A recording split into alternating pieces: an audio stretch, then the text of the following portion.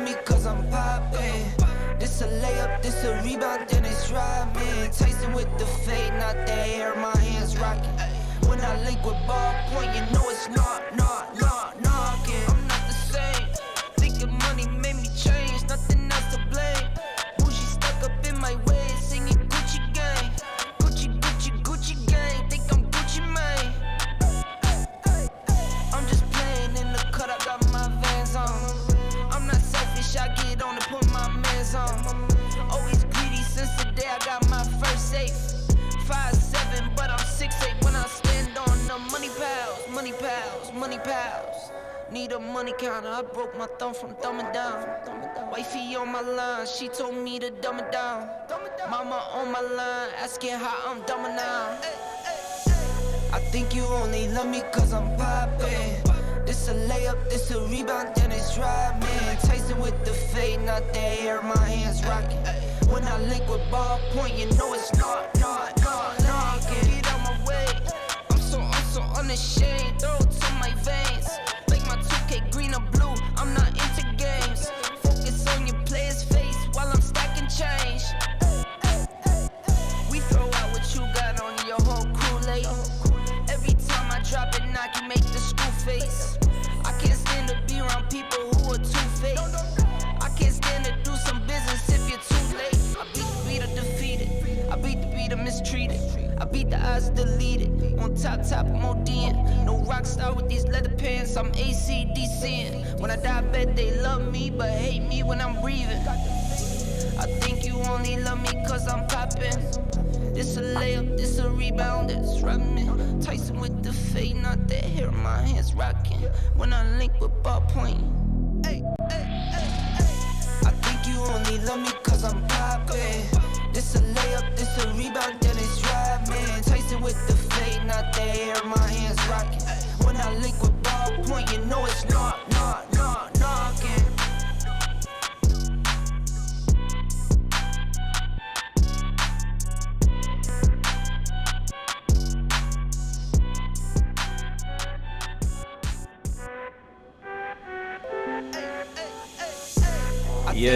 Yeah. Check 1 2 1 2 1 2.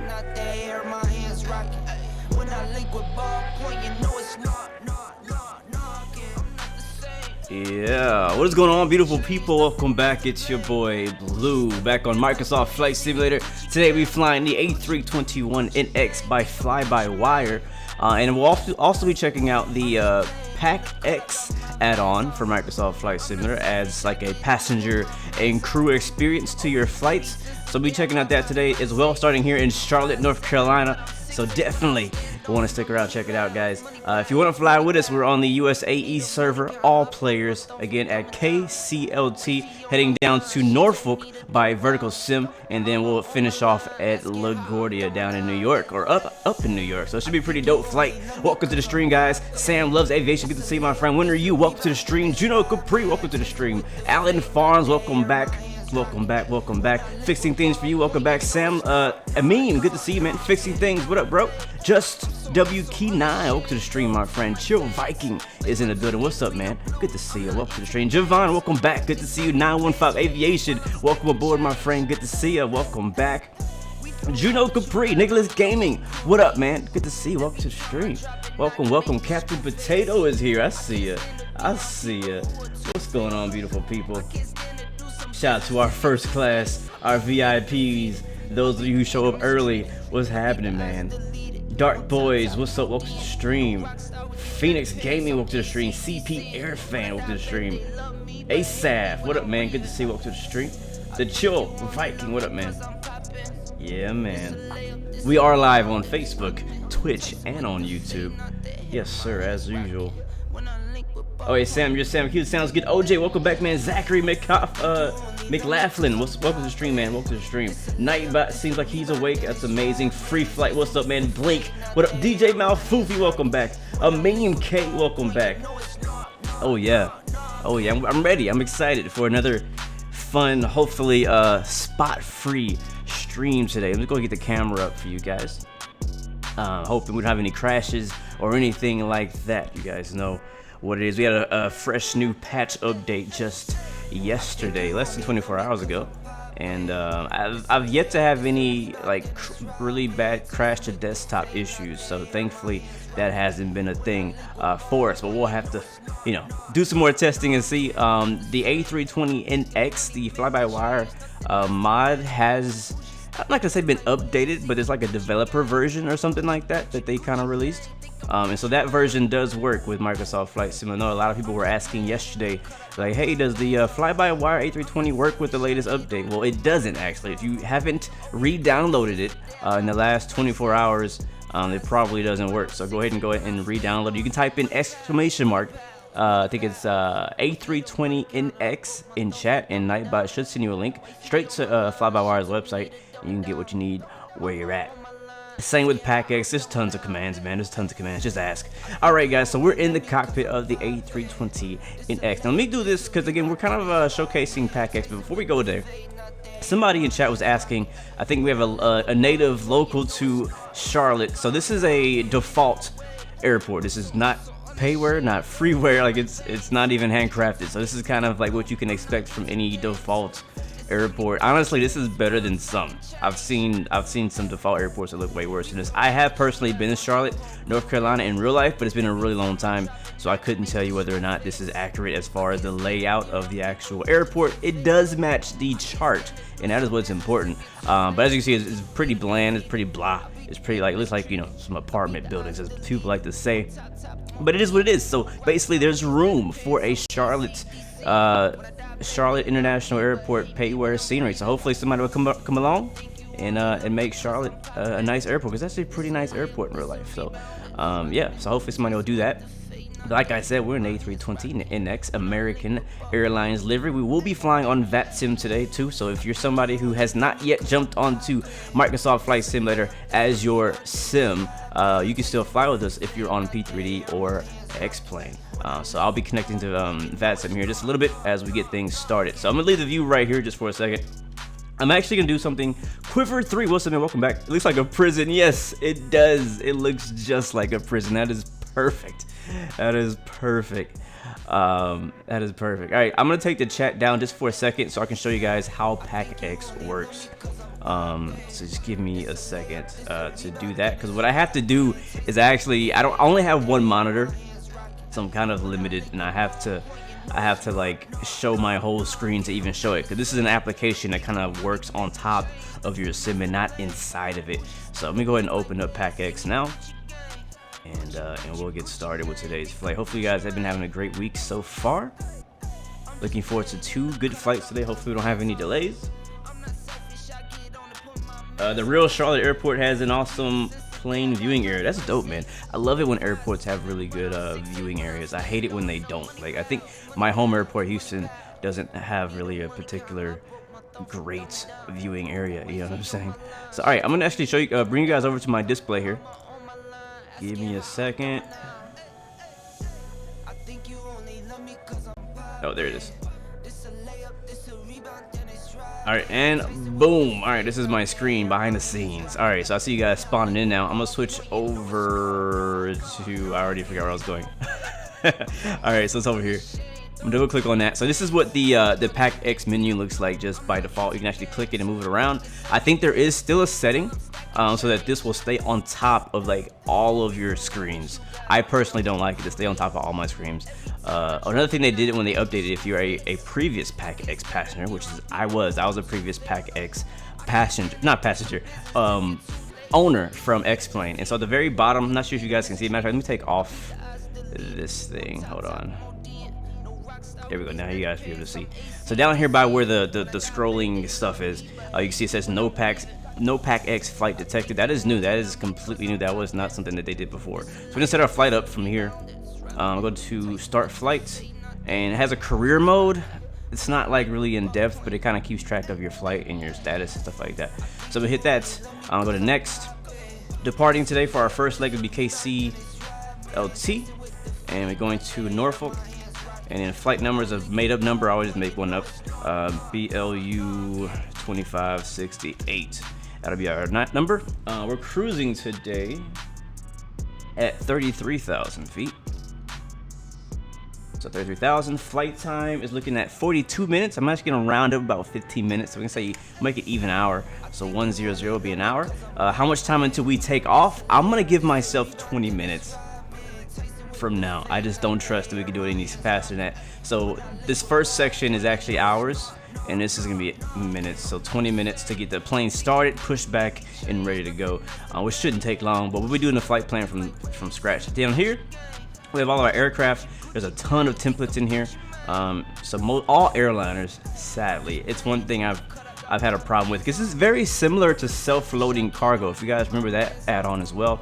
But my personal things, I don't like the fact that they only have airliners in here. They don't have any GA. Like, what the heck? Come on, guys. It's the same with self-loading cargo. Neither of these companies thought about GA. Why can't you incorporate GA into this?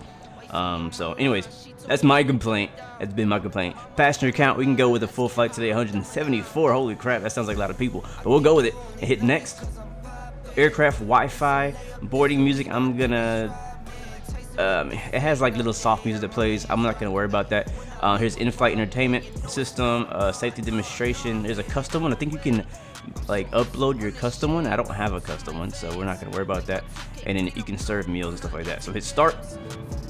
Unable to connect. Oh, I need to open FSUIPC. So that's one of the prerequisite, is to have FSUIPC, and I don't even know what's in these files. So I'm gonna take you guys off. I'm gonna take you guys off of my display capture now, just in case there's anything that is not allowed to be seen in there.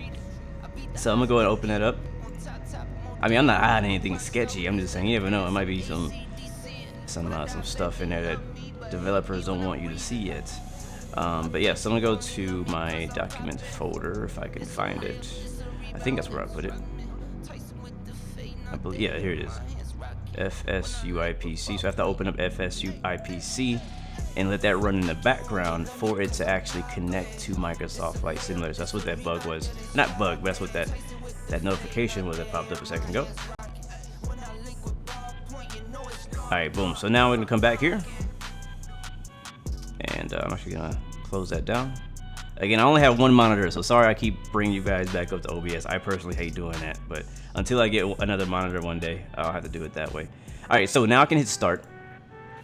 And not much happened, but one thing you will see is at the very bottom of my screen, hold on.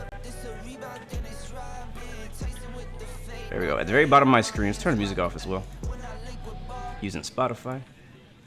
You can now hear the sounds of passengers kind of rattling in the background. Even though when they're outside of you, you can actually hear the passengers kind of talking and walking and boarding. So right now, flight phase says boarding. And then we have a satisfaction of 96%. Expected departure is 19 minutes and 30 seconds from now. And then we can also select some different events, stuff like that. So I'm gonna go and open up that little thing again. Like, you guys can see this better, so I'll just do this for now. So you see here, it says expected departure, 19 minutes from now. So that's when we need to leave. If not, we need to let them know there's a delay. Now here's a new feature. If you click right here, you can now see, kind of like, it reminds me just like self-loading cargo, because they had this exact same type of feature. You can actually see the passengers boarding. So you got people coming in from the back. Apparently we're boarding from the rear too, it looked like. I'm not really sure. I saw somebody pop in from the right side. But it's going to show an entire manifest of all of the passengers who are expected to be on today's flight. As you click through them, it'll actually highlight them in here. I don't think they're all on board yet, but as you click through them, it'll show if they're female, their name. So this one's Sandra Ford. She's gonna be in business class, or actually she's traveling because of business. She's somewhat hungry, somewhat tired. That makes sense. She's 46 years old. She's pretty content though, not thirsty, and she's not yet on the aircraft. So if I click on one of these guys, like this one in the aisle, Harold Silva, it says he's a male. He's just traveling for leisure. He ain't hungry. He's sleeping though, apparently already. He just got on the plane. He's already freaking sleeping. 52-year-old man. He's content. He's not thirsty, but he is seated with his seatbelts on. So it's pretty cool that you can go through and kind of click through every single one of these passengers and see their names. So it's just kind of a different level of role play if you're into that kind of thing. Now, if you have like a plane that's a double-decker plane, you can have a viewing cabin level 1, level 2. And apparently there's some kind of way you can customize these screens. I haven't figured that out yet, but that's brand new to the 1.1 update that just came out to PACX. If I go up here, you can see I can interact with the flight attendant, so I can do seatbelt sign on, public address. If I do flight attendant request, I can say, hey, actually, no, that's not what I want. Let's see. Boarding status check. I'm hit OK. We're still boarding. Let us know if you need anything. All right, so right now it's saying that their boarding is started, but it's about 10 minutes left until they're actually finished with the boarding process, even though we have a 17-minute expected departure. So that means that we'll be able to get out here early as long as I can get the plane started on time. So that being said, that's pretty much in a nutshell what PACX does. From here on out, you're going to hear the responses that they get, and I'll kind of explain it. I'm not going to keep this screen up the whole time, but this is kind of how it looks. Down here, again, the same type of events you can go through. It says public address, seatbelt sign on, ahead of schedule, boarding status check. You can click next and then delay. Like, all that stuff is still there. I like the bottom menu. I kind of like that. Again, it's not within the simulator. It's actually sitting on top of it. But I don't mind it. I don't mind it. I like the sounds, and it's gonna be pretty cool. We'll be checking it out. This will be my first ever full flight with this setup. But we'll see. We'll check it out. So I'm gonna move you guys back over to just the sim. And yeah, there it is. So hopefully, guys, hopefully that was a decent explanation of what PACX is, because we'll be using that for today's flight and probably for many flights here coming up in the future. Checking that out. But anyways, guys, let's hop into the plane and get started with the FlyByWire A320NX mod. Very nice. Go ahead and get the ideas aligned up top.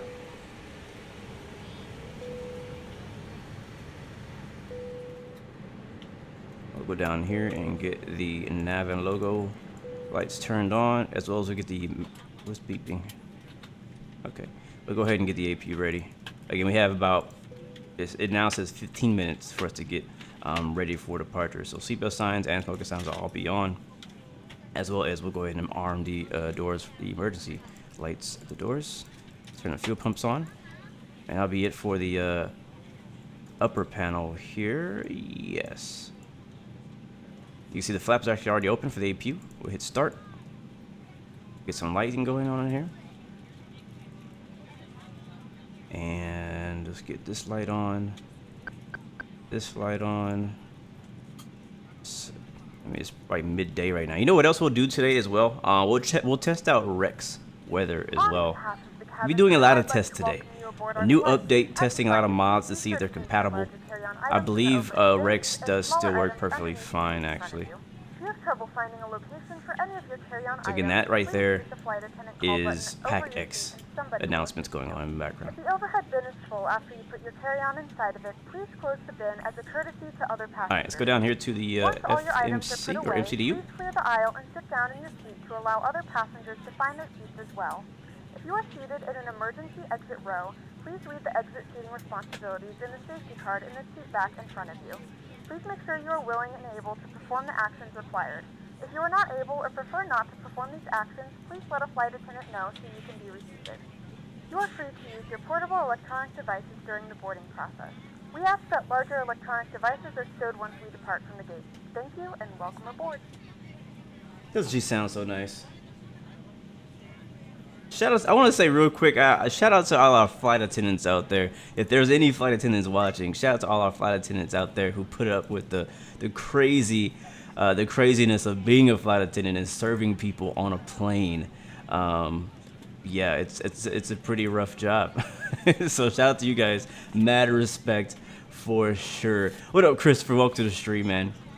Welcome to the stream. By the way, guys, if you guys don't want to go through typing in your entire flight plan into the MCDU, I have provided a Google Drive link. Just type in ! Matter of fact, I'll do it for you. You can type in this FPL or ! Flight plan, and Nightbot should get it. There it is, that Google Drive link for you. You can put that file into your sim and on the world map, and then Microsoft will load it in. The exact same flight plan we're flying. Both flight plans for today's flight. So should be good to go. All right, we have APUs now available. And IRS, I'm sorry, is aligning now.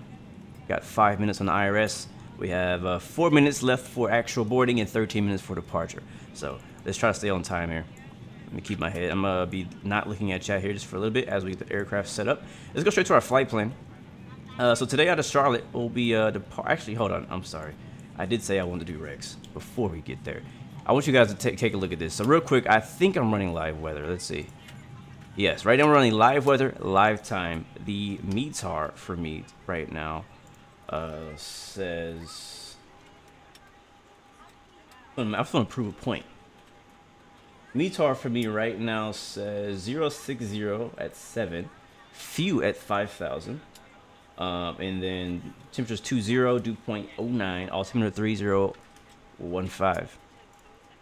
And obviously this doesn't match, right? Like this doesn't match the current METAR that I'm finding online. It's just clear. This is my live weather and it's just clear. And this is kind of the reason why I do actually like Rex. There's some things I like about Rex and some things I don't. And one of the reasons that I like Rex is because I can fix this problem right now. I'm like, this can't be right. This can't be accurate. So I'm actually gonna do, in order to get Rex set up, I'm gonna hit clear skies. And I'm gonna open up my my Rex weather plugin. And it's gonna take a couple seconds. Am I using Fly Live Studio today? I don't even know what that is, to be honest with you. So no, Captain Cross Country. What is that? Enlighten me, sir.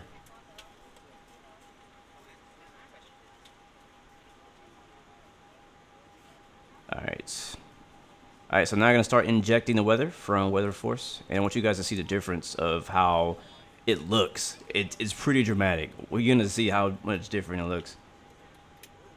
Are real life TFRs followed in VATSIM? Negative. I do not believe they simulate real life TFRs unless like sometimes controllers might, but I think it's on a case by case basis. So there it is. Now we've injected the Weather Force METAR data weather. So this should be around 5,000 feet where those those clouds are, which is what the METAR says. So again, that's a pretty huge difference as far as what weather we're seeing. There's downtown Charlotte over there.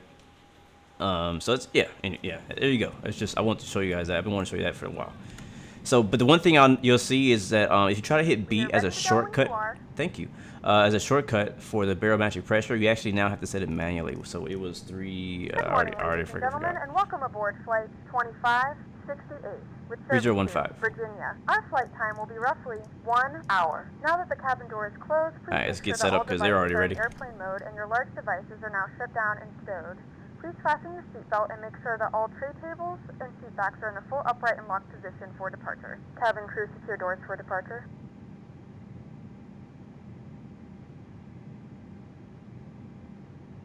Another thing I think it does actually detect, and I could be wrong, you guys can correct me if I'm wrong, but I think it does actually detect when the doors are open and closed. Alright, so we're going to be taking off 36 left today, guys. 36 left. Departure is going to be the Barmy 4. Pretty simple flight plan today. And then our transition will be Nutsy. Give it a second to process that. Did they fix the autopilot in this game? It's a work in progress. Do the passengers react to how I fly? I believe so. I believe so. I think it worked. I can't tell if it actually... We'll hit insert and see if it did it. I can't tell if it did it or not. Yeah, it did it. Alright, cool. So after Nutsy, we're going to go direct to drone. D-R-O-N-E.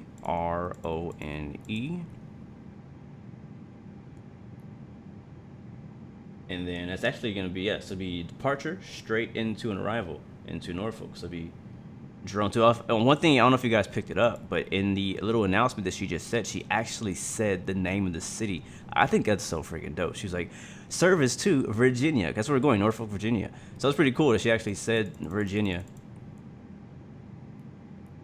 The state for lovers. Shoot, I think I hit the wrong button. Yeah, let's go back. Clear. Empty. All right, here we go. All right, we want to go. What is it doing? Erase. I want to get my arrival. That's what I'm trying to do. Destination. Okay, there we go. Arrival is the drone 2 arrival on accepting ILS runway 5. Drone 2. Novia. Insert. All right, that should be good to go now. So flight plans are good to go. I'm gonna check our initiation page one more time. 0 fuel. I think we already did do our fuel. Yeah. Input that there. Back to perf. Perf looks good. Flap speed, flaps 1 for takeoff. And the rest of that looks okay to me. Transition altitude actually be 18,000, not 10,000.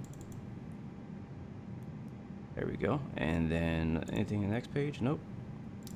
Flight plan looks good. Radio navigation, that's got our ILS already programmed for our arrival. It's gonna be a short flight, this first one, like 45 minutes we're expecting.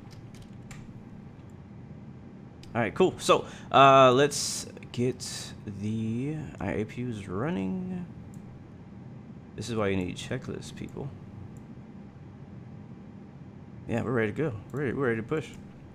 I'm always surprised at how simple it is to set up. Like I mean, I know it's not completely study levels, you know, set up, so you don't ain't much to do. But I'm so used to spending so much more time setting the plane up, so it's just pretty crazy. We actually forgot to put the jetway, but that's okay. That is all good. What state am I from? I'm from Texas, my friends. I am from Texas. All right, so before we push back, we have just a few more minutes.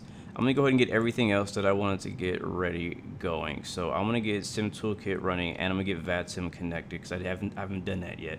So let me go ahead and get those two things ready while the rest of these passengers are boarding. Thankfully, I do have the time to do it. Again, guys, if you just joined us, we're gonna be departing from Charlotte, North Carolina. Which is actually, I know I always mention this whenever I mention North Carolina, but all my family, most of my family, like 80% of my family lives in North Carolina and Virginia. Only me and my parents live down here in Texas. Uh-oh, it froze. Why did Sim Toolkit freeze? There we go. And fly. Yep, that's good. Will I ever do flights in the Middle East? Absolutely, man. Send me some suggestions, actually. Send me some suggestions on Discord of places to fly in the Middle East besides Dubai. Because I want to go places that are not just typical, like Dubai and Egypt. I was actually looking the other day. I was like, I want to do some flights coming up here soon, like really soon. I want to do some flights out in the Middle East. I'm kind of looking at, all right, where have we gone so far? Where do I want to go? You know what I'm saying? And Middle East is somewhere I want to go. I haven't gone there much. So I want to fly out there. I just don't know where to fly. I don't know anything about Middle East. There's no scenery out there. You know what I mean?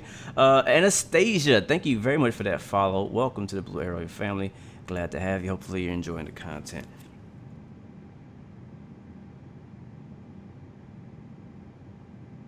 Alright, gotcha. Captain Cross Country just says, I will get a flight report when the flight's over. And it'll give me passengers' comments, landing rate, overall opinion, etc. Sounds good. Yeah, I believe that is how passenger experience works. All right, so that's ready. Let me go ahead and get that up for you guys, if for those who want it. Flight, where is it at? Flight info. There it is. Now your flight info is there at the top of the screen. Our flight plan has now been filed with VATSIM. There's not going to be any ATC out here. I highly doubt it. So we'll just be using Unicom, and it will be on just for the sake of being on.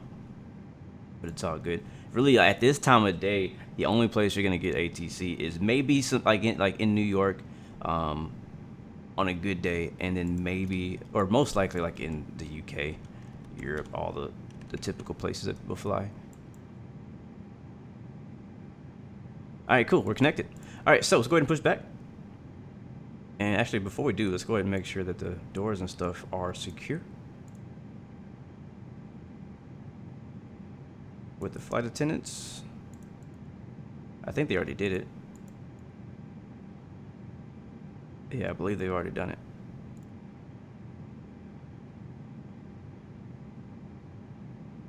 Yeah, we're good to go. All right, let's go ahead and call that pushback truck.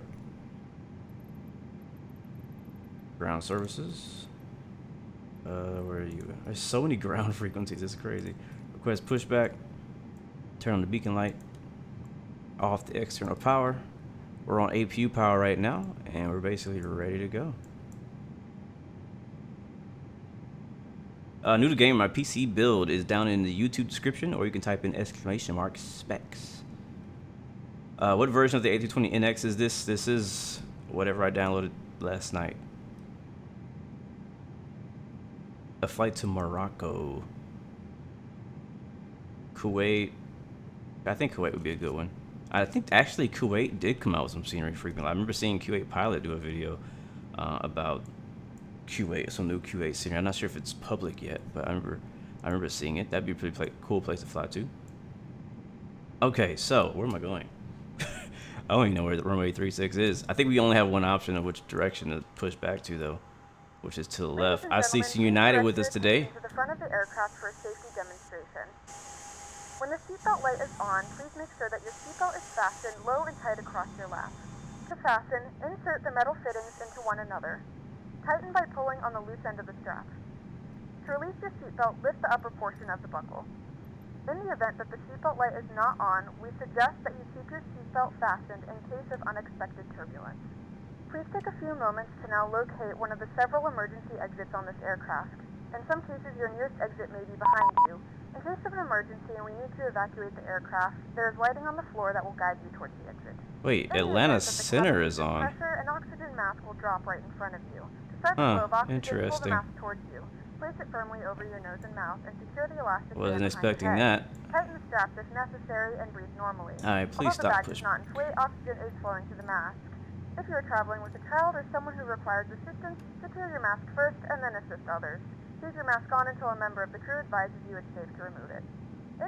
Euros, no, I did not see your comment. A life vest is located in a pouch under your seat or between the armrests. What about RC build mask? You can see walk the stream. Open the plastic pouch and remove the vest. Flip it over your head. Wrap the straps around your waist and buckle at the front. We're gonna be late if we gotta talk to ATC, so let me let them know. The vest, pull firmly on the red cord only when exiting the aircraft. If your life vest does not inflate automatically, blow into the mouthpieces for manual inflation. Each vest is equipped with a whistle and light. If necessary, your seat cushion can be used as a secondary flotation device. Pull the cushion from the seat, slip your arms into the straps, and hug the cushion to your chest. Once again, all devices must be in airplane mode and your larger devices must be turned off and stowed at this time. Please securely stow your personal items. Make sure your seatbelts are fastened and seat backs and tray tables are in their full upright position. We remind you that this is a non-smoking flight. Tampering with, disabling, or destroying the smoke detectors located prohibited by law. Oh my god, it's loud. All this information can be found in the safety card located Holy in the crap. seat back in front of you. Please read it and let a cabin member know if you have any questions. Thank you for flying with us again, and we hope you enjoy your flight. Alright, we do have one engine on. The left engine's already fired up. ATC just came online. Not sure if they just came online, but I just noticed that they were online. So we're going to talk to ATC before we taxi. They did already give me my pre-departure clearance, so let's go ahead and read that out so you guys can understand what it is. So, let's see, our beacon's going to be 2014, so let's put that in real quick. 2014. And we'll just squawk Charlie, because I don't even know if they can see it. We'll do that. Actually, turn that off.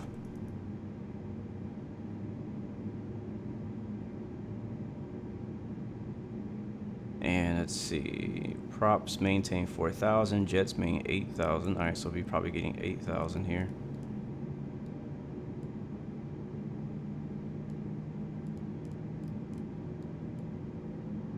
I like pre-departure clearances, but at the same time I don't.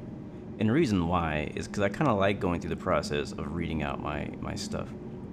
Alright, so it looks like he left our route the same, which is great. Departure frequency is going to be on 132.97, but Charlotte Approach just came on. Like, Charlotte Approach just came online, so technically they're the next level we need to talk to. So even though we got our clearance from Center, whenever we request taxi, we're going to need to talk to Charlotte Approach. That is how VATSIM works. Push and start at pilot's risk, which we already done. Thank you. And yeah, that's basically it. There's no ATIS though, so I don't have the weather. But let's go ahead and switch over to Charlotte Approach on 126.15. And let's see how AT. Last time we flew VATSIM, things didn't go so great in the 787 last week, so we'll have to see.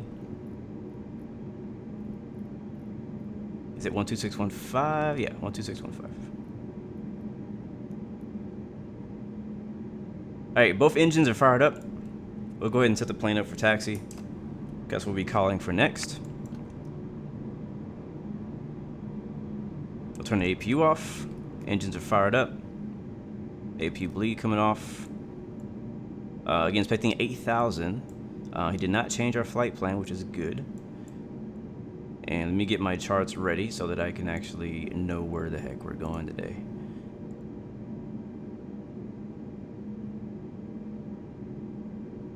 I should fly the river visual. You guys, I mean, it makes sense that your name is Aviation DCA that you would ask for that.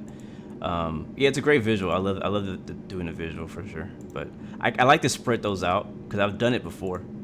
I've done it before, but I like to spread them out. So we'll do it again for sure, trust me. I just don't know when yet, but great suggestion for sure. And I say, if anybody else has not done the river visual in the DCA, I would recommend trying it. It can be challenging. It's not super hard, but it can be challenging. So give me just a second. I'm actually getting my charts ready. Matter of fact, I can show you guys that. I do have a pop-up thingy for that. So let me show you guys what that looks like. Is it this one? Nope, not that one. This one. There it is. All right, so I'm getting my charts ready with Navigraph. American 1650, within we're some toolkits. We got our airport chart for American, sorry, for Charlotte, and we're expecting 3.6 sensor. Might get something different. We don't know. We honestly don't know, because that's what we were expecting before. This is all I'm gonna do right now. Our departure has us doing that, so let's go ahead and talk to ATC and get our taxi clearance. Charlotte approach, American 116 is ready to taxi with the weather. American 116, Charlotte Bridge, good morning. Give way to American A320, moving southbound on Mike, runway 36, right, taxi via Mike, Golf, Charlie, cross 23, Golf. All right, we'll follow the traffic to 36 right via Mike, Golf, Charlie, cross 23 to Golf, American 116. And American 116, you'll give way to him, not follow. Sorry, give way to him, not follow him. Thank you, American 116. Okay. All right, cool. I love this scratch pad feature because I can just type that in as he's saying it. You know what I mean? Super freaking helpful. That's all I gotta say. Super freaking helpful. All right, so now that we have our clearance, so Mike, Golf, Charlie, cross 23. Golf again, and I'm gonna go down here to Navigraph and take a look at what that looks like. So we're over here. We're gonna be taking Mike, which is right here, to I think he said Golf, cross 23 at Golf, and then we're going all the way over to 36 right on Charlie, I believe is what he said. So we'll we'll just go with that. So straight ahead and then to the left on Mike to Golf. So that's our instructions. Take that down for now. And let's get going. I do have track IR working today for us. Runway turnoffs on. Oh, not landing lights. And taxi lights. Alright, park and brake release. Let's go. Alright, cool. We got some ATC. That'll mix some things up a little bit. UK, yes, this is this is not real world ATC, but this is VATSIM ATC. And our expected departure, we are about 5 minutes late on our expected departure, so I may go ahead and, if you are running late with PACX, you can actually let them know that you're going to be late and by how much. So right now I would say I'm going to set it to 20 minutes even though we're not that late, but that's going to give us a bit of a buffer as we taxi out. So, and you see the weather's actually changed now. It's pretty clear. So if you guys are following with me and you're not on VATSIM, we'll be taking a left here, not a right. Is it a citation longitude over there? Oh, look at that. Little bonanza taking off. What app am I using to write down ATC instruction? That is an app called Sim Toolkit Pro. I'm telling you, I've been in love with it since I've tried it. American 1650, flighting 330, runway 3600, clear takeoff. 330, very helpful, as you can clear see. Takeoff 3600, American 1650.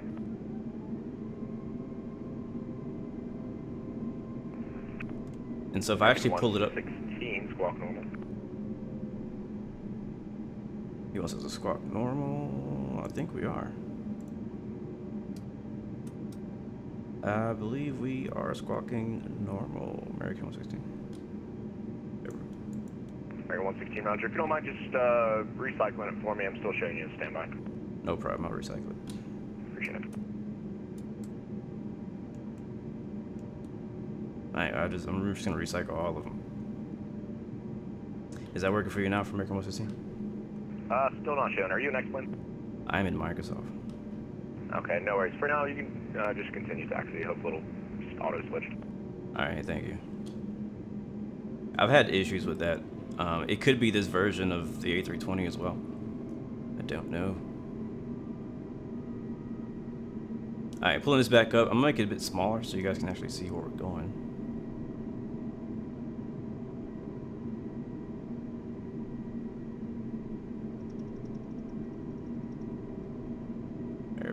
something like, oh, smaller. Yeah, down there looks works. Alright, so, where are we going? Alright, you need to go right here. He said cross, so he didn't say we have to ask to cross.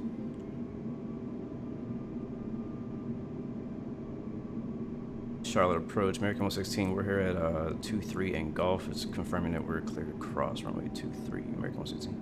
American 116, affirmative, cross runway 23 at Golf.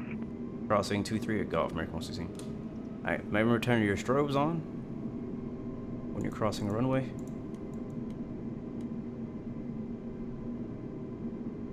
And then after we passed here, we should be making a left turn, I believe. But no, we're just gonna go straight to Charlie. Alright, once we get off the runway, turn the strobes off so we don't blind everybody. A little bit bumpy on this taxiway. American 1650 through 2.5 on the heading 330. American 1650, shuttle departure radar contact, climb and maintain 16,000, leaving 3,000, proceed right JoJo. Alright, let's get prepared to take off. So 16,000 through 3,000, direct JoJo, American 1650. Auto brakes to max. Basically it. Thank you, Zelman. Appreciate that, man. Again, guys, if you just joined us, we are about to depart from Charlotte. We are on VATSIM. We're also on Microsoft Flight Simulator's multiplayer. So if you don't want to be on VATSIM or talk to ATC, you could also just hop on Microsoft Flight Simulator in the server and you'll see me. Norfolk's just our first stop. If everything goes well with that flight, we'll continue to LaGuardia. And you know, and then we'll sacrifice our frames there. The sky's cleared up for us. Still running Rex weather engine as well as PACX and the A320NX mod. Am I liking Streamlabs? I don't use Streamlabs OBS. I use just regular OBS, but I do use Streamlabs for all my notifications. So yes, I do like Streamlabs. It's pretty easy to set up. Pretty user friendly.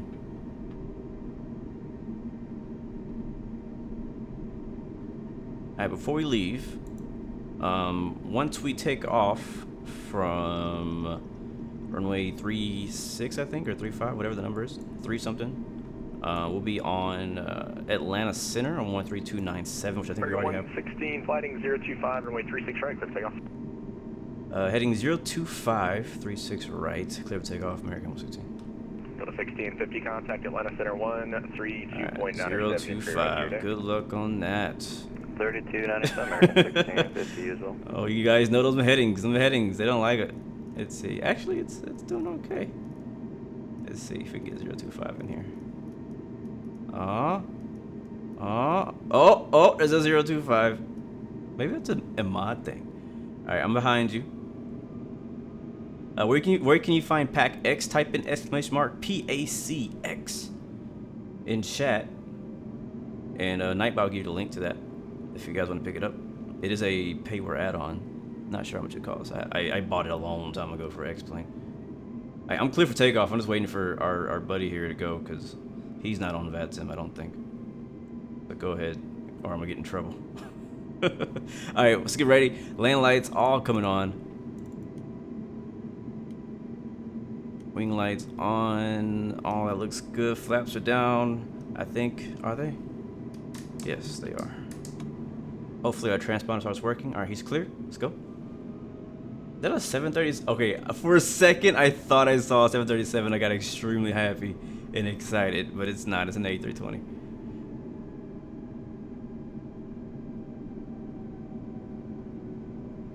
All right, 36 right, confirm. All right, he's airborne. And we're going.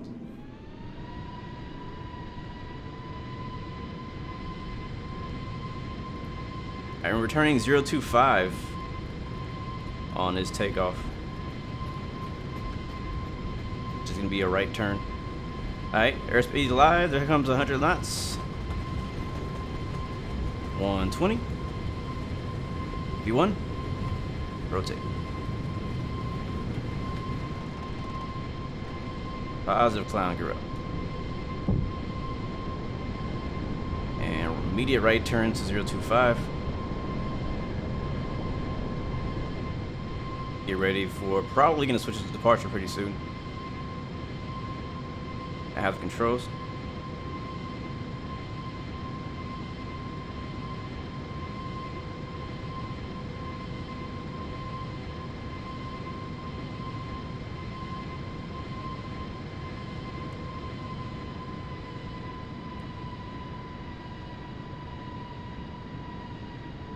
Alright, there's 025 in the heading. I'm going to turn on autopilot. And flaps up. Oh, you know I forgot to freaking take off the thing. I'm sorry, guys. I apologize. Take a look at our departure, though. Yeah, we're good to go.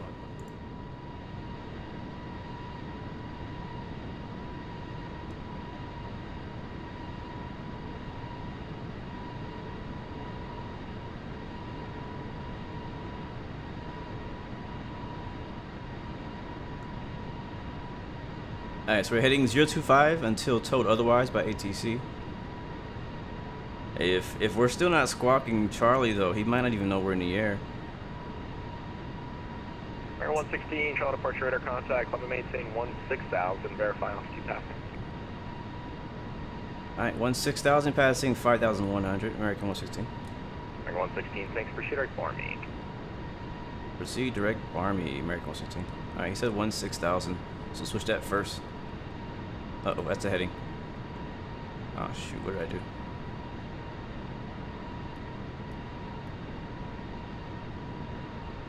Yeah, 16,000, it's gonna be a right turn direct to Barmy. Let's see if our direct actually works in this plane. I'm gonna go ahead and start making that right turn. Manually. While we're getting that set. Let's go down here, we need to go direct to Barmy. Let's just do this here. Go our quick key, that'll be easier. Alright, here's Barmy, so direct Barmy. Let's see if this works.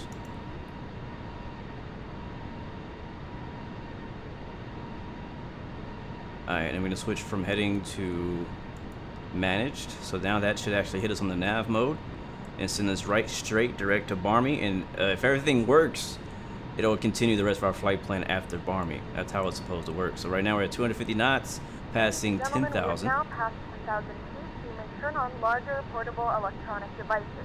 This is also a reminder to please keep your seatbelt fastened throughout the duration of the flight and do not form a line near the lavatory. This aircraft is equipped with onboard Wi-Fi. If you wish to connect to the Wi-Fi, you'll be directed to 132.907 American 116. for internet access. Alright, switching over to Atlanta Center. To our partners.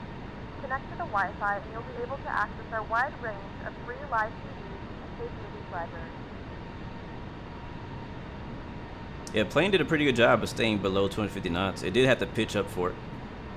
Atlanta Center, American 116 is passing 10,000 for 16,000. American 116, Atlanta Center, call maintain level 330. 330, American 116. Alright, that's our cruise. Man, the mod, the A320NX mod, really handles well with ATC. Like, you guys remember last Friday we did a flight in the 787 on VATSIM into Germany, and it was such a headache. Bro, I was so stressed out after flying that flight. I didn't play Microsoft Flight Simulator for the whole dang weekend. I'm not kidding. I was so stressed after that flight. I was like, yeah, I'm done. I'm done. I'm taking a break. I was like, no sir. But man, this has been freaking seamless so far. I actually could put the heading that I need to put in, which was 025. It's flown the flight plan beautifully. It didn't have a speeding under 10,000 feet.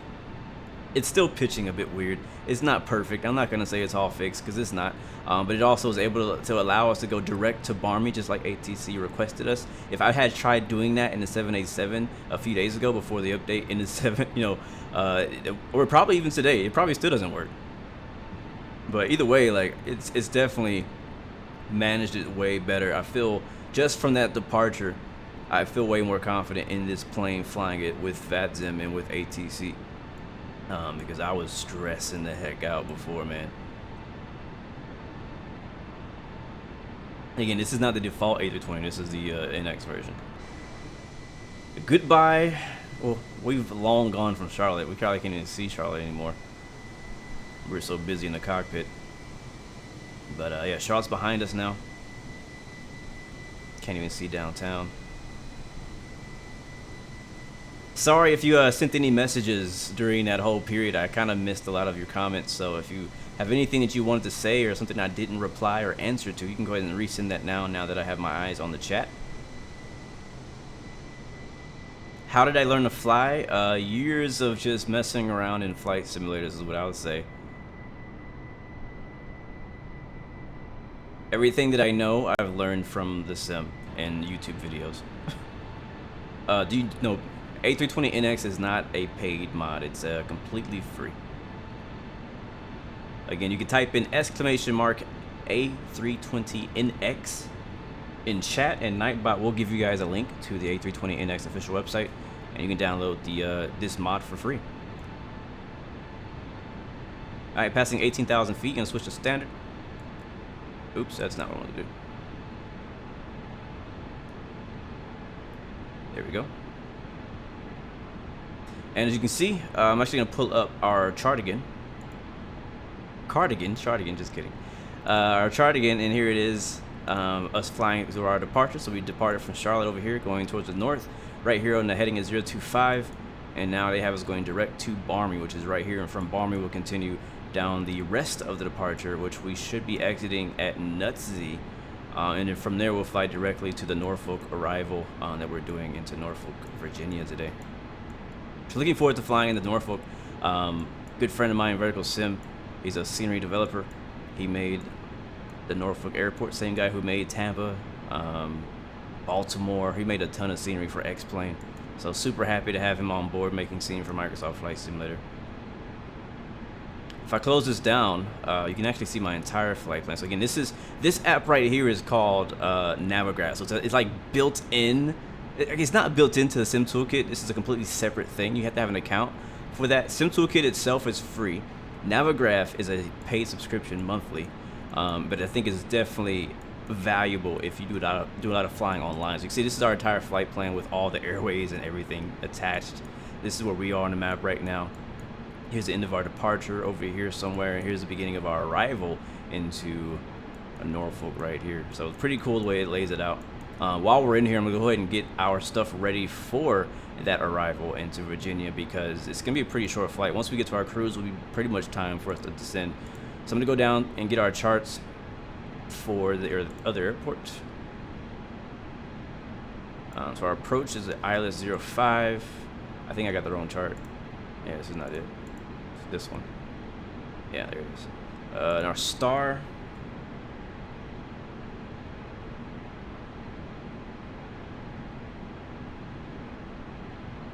Drone, that's what it is. Drone 2. There's only 2 stars. The drone 2. So once we get to Nutso, we'll be going, I think, what is our, yeah, drone. Actually, drone itself is our transition. So right here. So we'll see if like the VNAV works as well. We'll kind of be testing that out. Again, this is gonna be my first full flight with the A320NX since the update, as well as my first full flight with PACX since the update. So we'll be kind of testing quite a lot of things here. And then we also have Rex going, but right now it's showing clear weather. So here's drone. We need to be at drone at 11,000 feet. And then from there, we'll go into our oh, is he talking to me? I don't think he's talking to me. Number 104 Papa Hotel Atlanta Center, no, Coma maintain level 370. After 370, number 104 Papa Hotel. American yeah. 116 Washington Center's closed. Radar service terminated. Frequency change approved. Full soon. Frequency change approved. Thank you for the ATC. American 116. Alright, so he's there's no more ATC north of here, so we'll go to Unicom on 122.8. That is VATSIM's universal Unicom all over the world, no matter where you are. In real life, the Unicom frequency is specific to the area, so, but on VATSIM they have their own frequency. It's always 122.8 no matter where you are. Now you can only hear people who are within your range though. So if I'm on 122.8 and somebody else in Germany is on 122.8, even though we're on the same frequency, we obviously can't hear each other because it doesn't work that way, right? Turn the lane lights off. And wing lights. Alright, beautiful. And then I'll take this stuff off the screen. So we'll brief our arrival and stuff like that later on. Another cool feature was SimToolkit Pro. As we go back in here, obviously we can see our weather stuff here, which another thing is super helpful, and I haven't actually flown this, so I have my SimBrief whole flight plan in here as well, and then I can go down here to weather. This is the Norfolk weather right now, 040 at 8. If I go back to live map, you'll see this is gonna be the entire map of the world, and this is where this is the VATSIM map. Or no, I'm sorry, it's not just VATSIM. It's VATSIM, it's Pilot Edge, it's IVO, it's FS Cloud. There's a bunch of stuff. You can see all types of people on here. So right now, Memphis Center is on, Atlanta Center is on. Looks like Miami Center is on, as well as Daytona Approach is online. So there's a lot of ATC popped out of nowhere, and we might actually have some ATC in New York when we fly into New York later on after on our second flight. So right now where are we? I think we're over here somewhere. Yeah, this is me. Nope, that's not me. That's not me. Am I on the map? I don't see myself on the map. Something didn't work because it's not even showing my ETE either. So something broke. I broke something in SimToolkit. It's all good. We're over here somewhere, approaching Raleigh right now. But at least we have that going. So we'll go ahead and shut that down. But this is kind of the stuff that I watch in the background while I'm doing my flights, to see kind of how the progress is going and stuff like that. So we'll turn that off for now. It's showing up there. I don't know why it's not tracking. Oh well. Yes, you're right. I need to remove the seatbelts. Let's do that.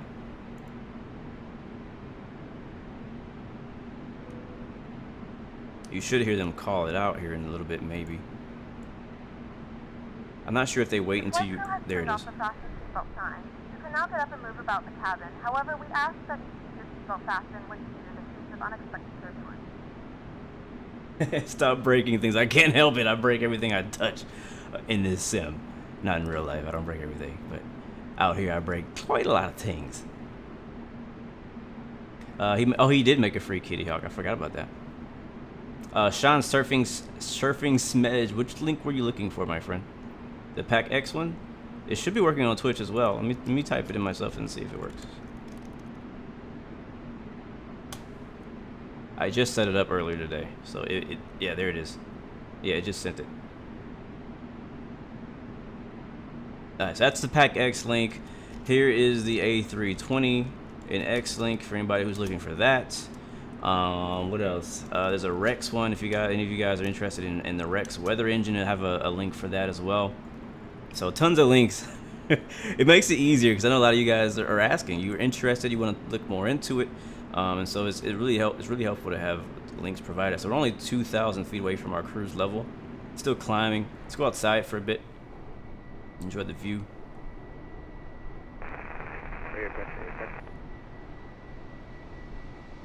Fear Flight, what's up, man? Welcome to the stream. What are the programs I'm using for VATSIM and charts? So for charts, I'm using Navigraph charts. If you're flying in the US, I would recommend using skyvector.com. It has pretty much all the charts for the US. But once you get to Canada, there's no more charts. Once you get to Mexico, no more charts. You have to Google the charts if you want to get them for free anywhere else. But Navigraph has all the charts all over the world. Navigraph can also directly connect to Microsoft Flight Simulator, so you can track your flight, just like the way you saw me doing earlier. There's also a vertical sim link. Yes, there is. Hold on. Uh-oh, it froze. No. Come back to me. Come back. DCS is... Wait, what? DCS is better than Microsoft Flight Simulator. Change my mind? I can't change your mind, because I agree with you. I agree with you. Alright, we're back. It froze up for a second, now we're back. Alright, here's the one for vertical sim. Vertical sim. So he has a link as well. There it is on his website. Am I gonna stream Infinite Flight's 20.2 update coming up within a month? I have not decided. We'll see. It depends on if I feel. We'll see. We'll see how much I want to do that. I'm not gonna make any promises.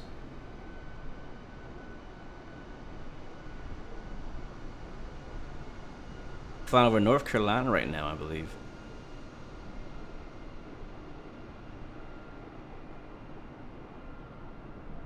Nice, FPV man, 50 miles back in the Delta livery. I saw your call sign on, I think it was either VATSIM or SimToolkit Pro, Delta 116 back there. So thanks for flying with us, man. Appreciate that. Yeah, so Norfolk has a pretty fun, cool approach. Flying Zoe, welcome back, man. Welcome to the stream.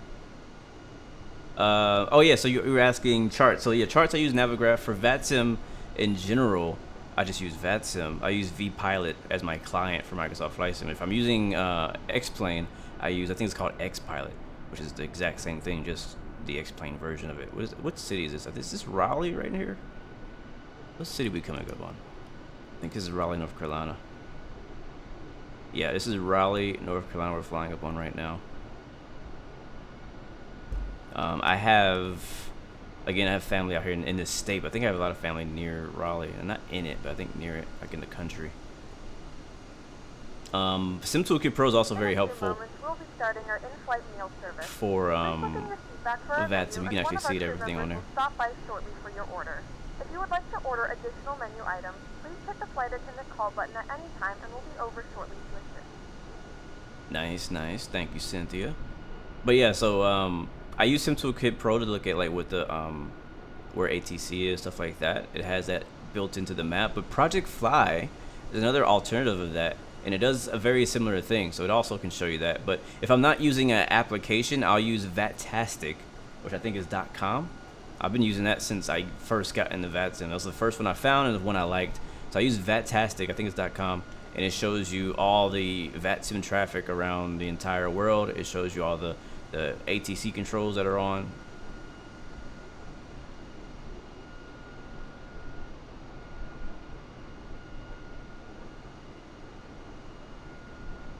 Does PACX work for default airliners? Yes, it does. Yes, the windows I had open earlier was a mixture of SimToolkit Pro and Navigraph. Yes.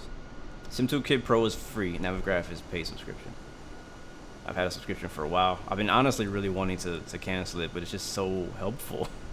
Like, once you have it, it's really hard to not have it. You just have charts. You have every chart you need and could ever need right there. It's like the Simmer's ForeFlight is what it feels like. Just ForeFlight's way better, obviously. If you have ForeFlight, use it. But I would only recommend using ForeFlight if you're a road pilot, because it's expensive, but it gives you a heck of a lot of information and features. Let's check on our flight. We've just leveled off at 33,000 feet just recently when you heard her make the call. We need to find out where our top of descent is, though, because it might be coming up pretty quick. Matter of fact, I think we might have already passed it. I don't see a top of descent marker on our flight plan, which makes me think that I've passed it already.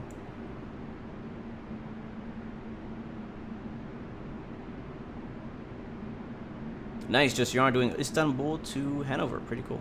Sounds like a long haul to me.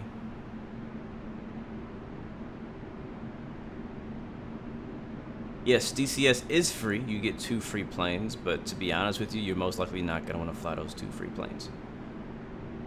Like, you'll fly it when you first get it, but then, I mean, to be honest, like, to really enjoy DCS World, you're going to want to pick up one of the payware planes. So, I mean, and if you think of it that way, it's pretty much the same cost of any game. So you get the actual game for free, and then you spend like $60 or even up to $80-$90 on one plane, which is very detailed. But there you go. Then you have a plane, and you can really experience it the way you want to. No problem. Free flight or fear free flight. Yeah, I believe Simaware also has a map as well. I've never personally really used it much, but I know a lot of people use Simaware to track VATSIM flights and track themselves on VATSIM maps. It almost looks like it's snowing down there, but it's obviously not.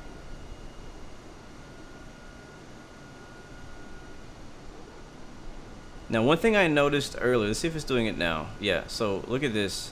So we're cruising, we're level. This is level, 33,000 feet, and the nose is up probably, what, 8 degrees, 5 degrees, which doesn't, I don't know why. They fixed the oscillation problem where the nose goes up and down, but they didn't fix the nose just being up.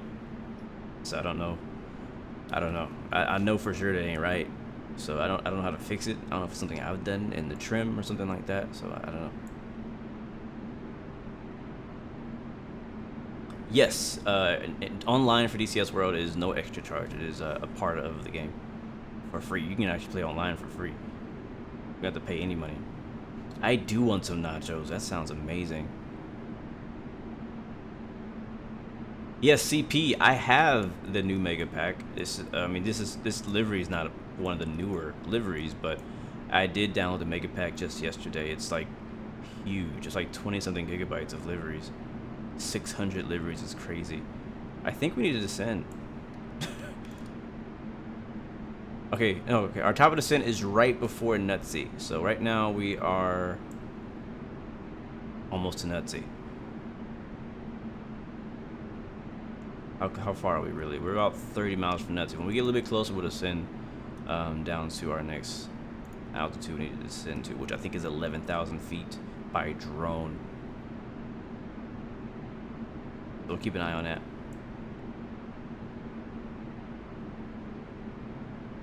To DCS is short-sighted themselves? Why do you say that? Yes, I have flown for a virtual airliner before.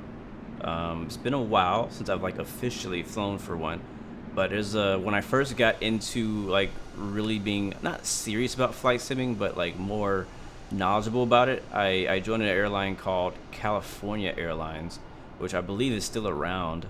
They're still active. They're not as big as they used to be, but they're still active. And so I used to fly for them. That's the only airline I actually ever flew for. Matter of fact, when I can't remember what sparked it, but at one point early on in my flight sim life, I guess you could say, I was like, maybe I should join a virtual airline. So I went on Google and I just searched virtual airlines, and I went and shopped around and was like looking at different ones, and I had the things that I wanted personally at the time. Now, you know, times has changed. The way that people sim is different now. So, but what I was personally looking for was something that was not only gonna, you know, be active and I can meet people and make friends while simming and do group flights and stuff like that, but I also wanted like people to help me learn about how to sim, how to fly, how to do IFR flights, how to talk to ATC, you know, all that kind of stuff. Basically everything that I know now. And they taught me the majority of, honestly, like probably 60, 70% of the stuff that I know now, I learned from flying with that airline, because they actually had learning material that you went through. You started off as a private pilot, and you would do like a bunch of training flights in Cessna 172s and Pipers and stuff like that. And then they had these PDFs that you would follow, and you do the flight plans that they had on the PDFs, and you would learn how to do touch and goes and pattern work and cross-country flights. And then later on, as you rank up through getting hours and unlocking more planes to fly, they also, what up Aiden, good to see you, welcome to the stream, man. Sam Russell, welcome to the stream. They also taught me how to talk to VATSIM. They taught me how to talk to ATC. So that was nice. And it was kind of not a prerequisite, but it was a requirement for me to go through their ATC training program to actually use their call sign when flying on VATSIM. What is a virtual airline? Great question. A virtual airline is an airline, but virtual. So basically, just like how they have airlines in real life, and they have pilots who fly for different airlines, like United pilots, American pilots, Ryanair pilots. Oh, in the virtual world of flight simming, people are joining smaller groups. Michael Keller, thank you for the subscription. Welcome to Blue Arrow family, man. Welcome to the Blue Arrow family. I already said that. My bad. You can join airlines, and they have like a website, and they'll track your hours. Go ahead and descend, guys. They'll track your hours, and you can be considered a United virtual pilot, a British Airways virtual pilot, whichever you decide to join. And you meet people. Usually they talk on Discord. It's kind of fun. It's a nice community kind of aspect of it. It's definitely it adds something to your flight simming experience. I know it can get tedious and boring flying to the same old places as just a single pilot. You don't really know where to go. You're not tracking anything. There's no progression. But when you join a virtual airline, a lot of times they have a progression system built in. And it looks like nice. Look at that. So check it out. I changed my altitude to 11,000 feet. Once we got to Nutsy, the aircraft is already descending itself down. We'll see what it does on the way, but I didn't have to click any buttons. It just started doing it. So the engines are going to idle, and we're descending for 3,000 right now, VS. And we'll see if it actually gets us down to the altitude we need to be at the time we need to be at it. So we need to be at drone in 60 miles at 11,000 feet, which is actually pretty darn low. So we might have descended a bit too late. So we'll have to see what happens. But I recommend it. I recommend if you can find a cool virtual airline out there. Like, I don't have a virtual airline personally. I consider the people in my Discord and the people that I fly with, like Blue Arrow, I consider us more of a flight group, not a airline. I wouldn't mind transitioning into that maybe later on. I just don't have the time to focus into that right now. It takes a lot of time to create a virtual airline. You need a team of people to help you run it, to be all that kind of stuff. And as a flight group, we just kind of go out and just do flights for fun. Yes, tours as well, which is one of my favorite features of being a part of a virtual airline. Was that they had different tours. They had like an African tour. That's where I got the idea of doing tours myself. They had an African tour. They had like a Caribbean tour. They had tons of different types of tours. They even had what's it called? They had like seasonal tours, like football. Whenever football season came along, they would do a tour and they would follow a certain team, and it would basically be a charter tour. So they'd be like, all right, so this year we're gonna be a tour. We're gonna be contracted to basically fly around the New York Giants. And so wherever their game is weekly, that is where we're gonna fly. We're gonna fly the Giants to and from New York, and that was kind of one of their things. And as you did it, if you did a certain amount of completion, they would give you a reward in the virtual airline website to kind of show off. So it's actually pretty cool. I love that concept. And honestly, whenever I even with my group, I would love to do that as well. I just don't have the programming skills to make that work on a website right now. So that's. I love that. I enjoyed that part of my flight simming. This was way before I started streaming, way before I ever thought about streaming. In fact, I was using X-Plane on a MacBook at the time, not getting great frames, but I was enjoying the heck out of it. You hope HSS gets their voice pack out soon for Microsoft Flight Sim. It'd be nice to have a co-pilot to talk to and assist with running through checklists. I think there is something like that already. But I don't know if that particular company has theirs ready for that. And JD Bear, you might meet me at Norfolk. Sounds good, man.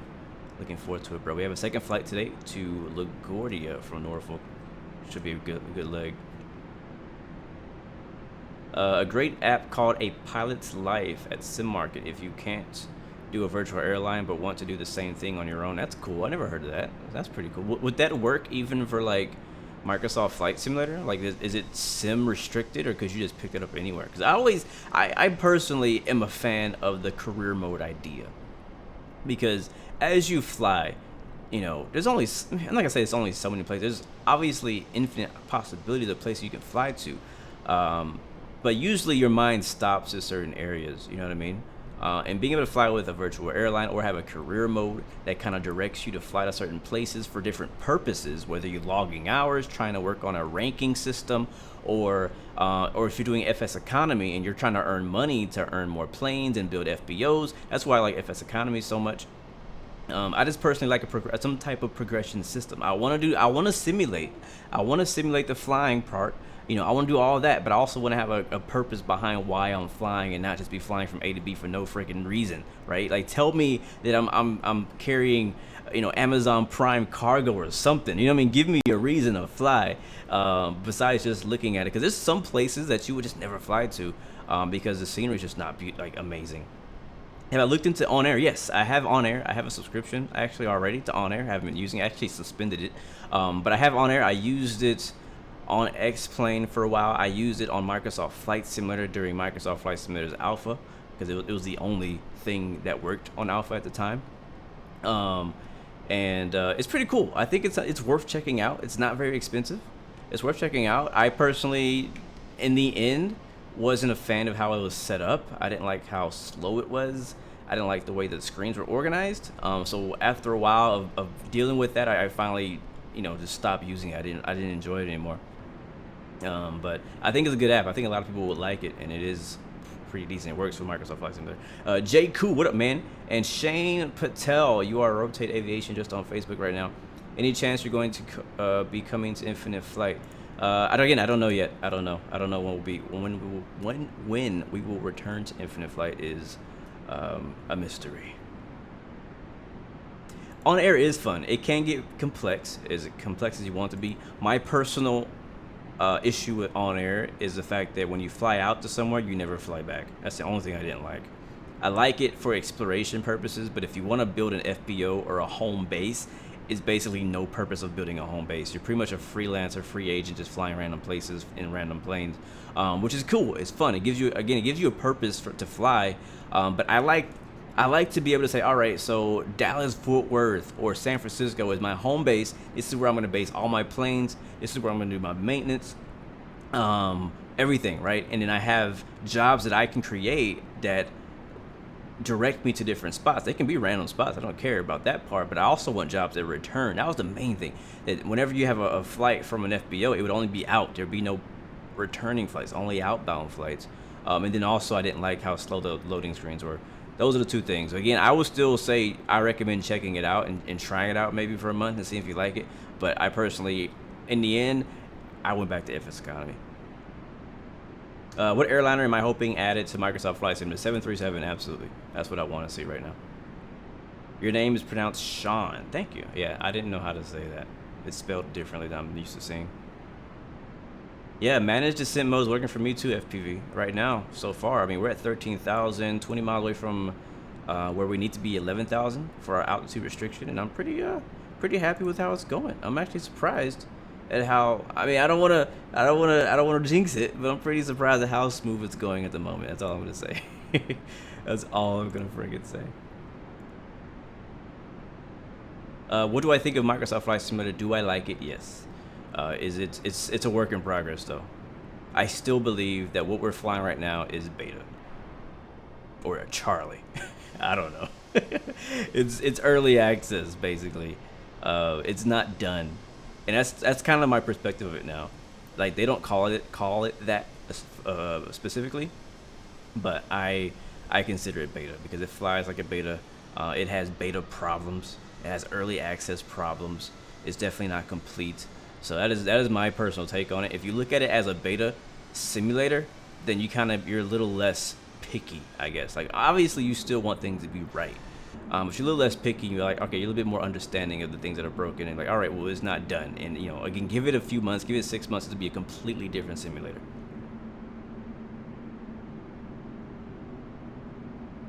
Yes, Air Hauler is probably the best thing I've ever used for FBO ownership and passenger routes. I actually really like Air Hauler a lot. I'm still running Air Hauler for X-Plane. Even though I'm not flying X-Plane, I'm still running Air Hauler for X-Plane because I'm still running my airline. You know what I mean? So, all right, guys. So we're coming up to drone here in just about 15 miles. I'm gonna pull up the chart again. We'll continue that conversation here just a little bit. Taking my eyes off of the chat here just for a little while, just to let you guys know. I'm gonna pull up Sim Toolkit again so we can brief our arrival together. Give me a second. All right, here it is. All right, so we're over here by drone. Is this me? No, it still doesn't show me for some reason on the screen, but I'm here at drone, not far from Norfolk, Virginia. I'm gonna pull up our Navigraph chart. That's what we need. And I'm gonna go to drone to arrival. You can see us crossing drone now at 11,000, which was our only and last altitude restriction. After that, we're basically gonna go straight to the ILS runway 5, where we need to be 2,100 feet. So let's go ahead and program that in 2,000.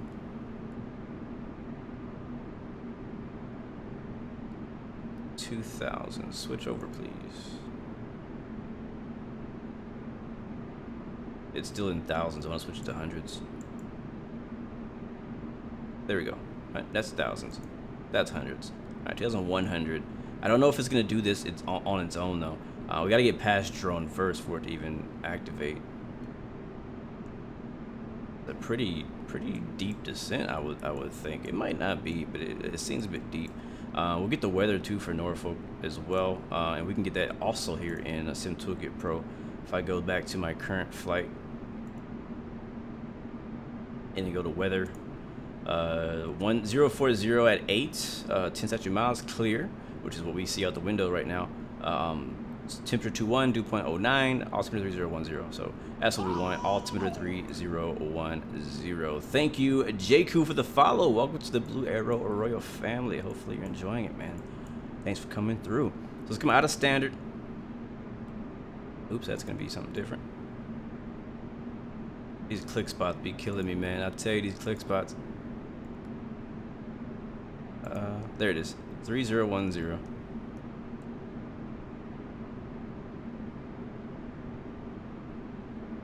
But yeah, I still have routes going for XP. I'm like, I haven't logged in to Air Hauler in probably a couple weeks, so I probably have a ton of money. The last thing I bought was like 3 A350s, and I started trying to like map out long haul passenger routes. But I like Air Hauler. I really like Air Hauler as an airline manager. I just wish that the multiplayer side of it was a little bit more polished, kind of like FS Economy, where you have a lot more trades going on and stuff like that. But if like for me, the perfect thing would be mixing FS Economy with Air Hauler. That will be my ideal, like, career mode type, airline manager type game, or add-on. Gentlemen, the flight crew has turned on the fasten seatbelt sign. Please return to your seats and fasten your seatbelt. But yeah, I think I opened up 3 bases in Air Hauler. I have San Francisco. I closed San Diego because I stopped using it. It wasn't making enough money for me. I opened up Denver and I opened up JFK. And I think I might have one in. No, I think that's it. Yeah, I think that's it. And then I have routes going in between all of those. I got a route going now to the UK. I got a route, I think, going to Hawaii. A route going down to Mexico City in 787. So it's pretty cool. We You have think begun so? our final descent into Virginia. Flight attendants will be passing through the cabin to collect any trash one final time. Please ensure tray tables are stowed and seats are in the full upright position. Please also store any carry-on items either in the seat back pocket or under the seat in front of you. Please complete all Wi-Fi related tasks and stow any larger electronics. Flying Zoid, go ahead and try to talk in VATSIM. Yeah, we're descending. Man, this VNAV is actually freaking working in the A320. I'm so impressed. Alright, so we know there's no weather ahead of us. I'm gonna turn off this. I'm gonna turn on the terrain. We don't really need that either, but I want to see it. I like it. Yeah, Zoe, try talking on VATSIM so I can hear you. Yeah, I'm on 22.8 as well.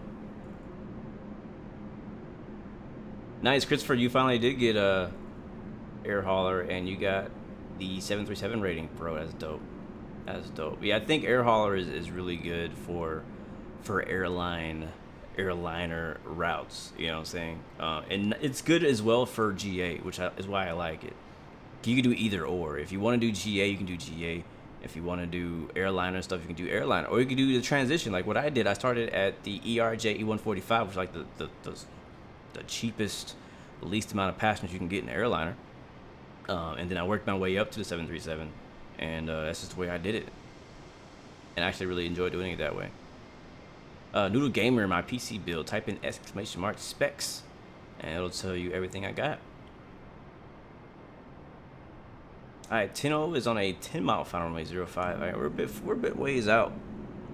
We're a bit of a ways out still. Not sure how far we are. We're a little ways out.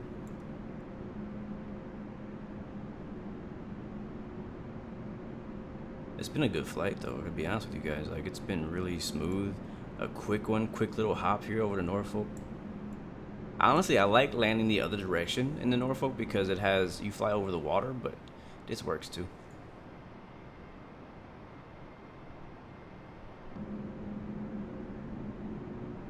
I would say, let's see, how far are we from Norfolk now? We're about 20 miles. Yeah, I'm 20 miles out now. Norfolk traffic, American 116 is inbound, 20 miles out, expecting runway 05 ILS. Norfolk traffic. Alright, Quiver, it sounds like you're probably going to be landing the opposite direction then, if you're on the other side.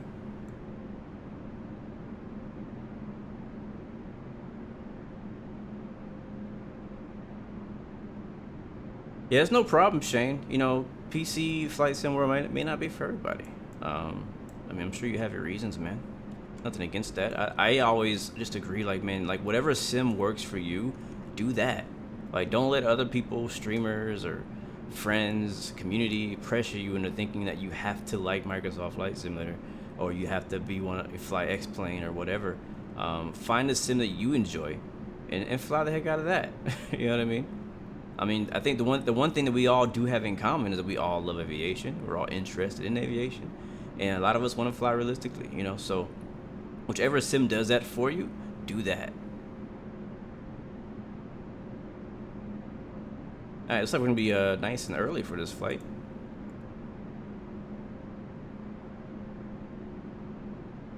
I'm gonna get the chart up here.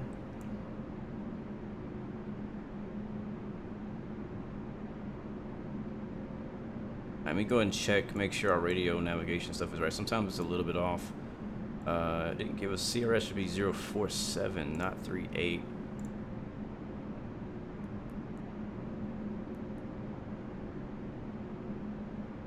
It won't let me change it, will it? No, it's okay. Alright, I'm turning on approach mode.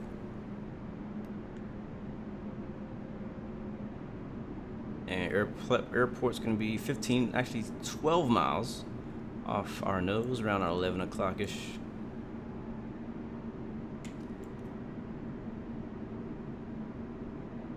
Alright, strap in, guys, we're landing the plane.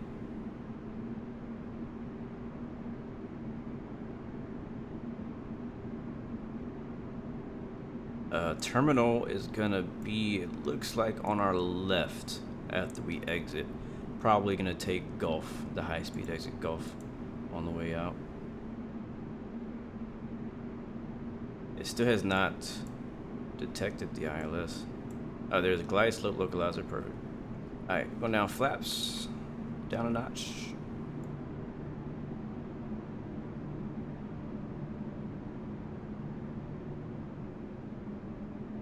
Oh, there it is, I see the runway.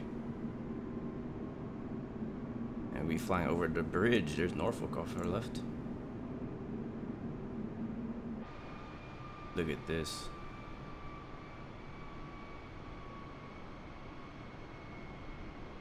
Got that Bing imagery out here in Norfolk. Alright, another notch of flaps. Radio check, radio check. 5x5, 5x5. Roger, roger, thank you. Turn it around. I can hear you now, Blue. Beautiful. Alright, how far are we though? What's that? What is that? What is that? 5 miles? 7. We're 7 miles out.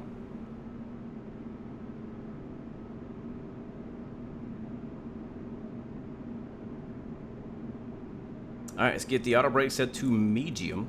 I'm gonna do low. Do low. We'll do that. We'll arm that mug. There's Norfolk off our left. I decided to turn these on just for POI stuff. And gears coming down. Norfolk traffic, American 116, 5 mile final, runway 05 on the ILS, Norfolk. Alright, send in your predictions ahora, now. Alright, we've not even, it doesn't even say we're on the localizer, which is weird. Norfolk traffic, this is Cactus 2-1.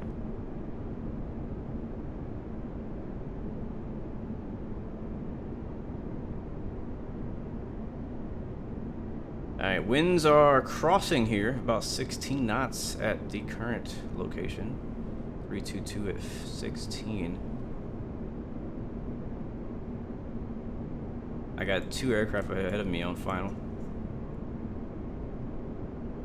Is that a 747? 3 aircraft, actually. The land lights, I think, are on. Nope, they're not. On.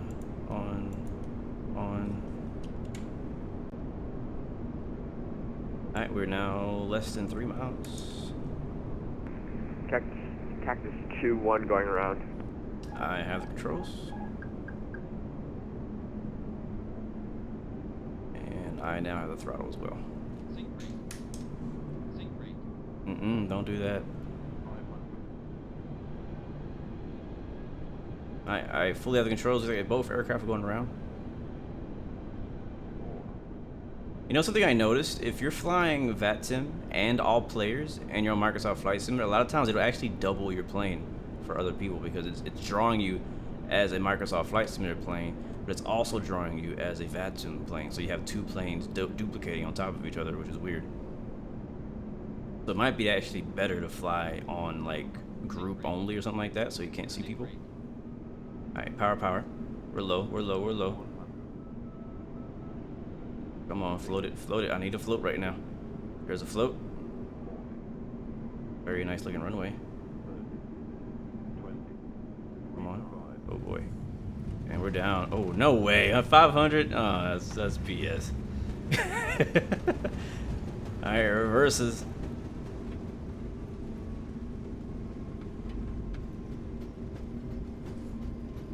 Seeing a few weird lines happening here on the runway from the scenery. Alright, 60 knots. Reversers off. And make a left turn and follow United to the ramp. Very nice approach. Not so much of a good touchdown though. Kind of got squirrely there. Ladies and gentlemen, welcome to Virginia. The local time is 12:37 p.m. and it's currently about 63 degrees Fahrenheit. That's so now cool. use your mobile devices.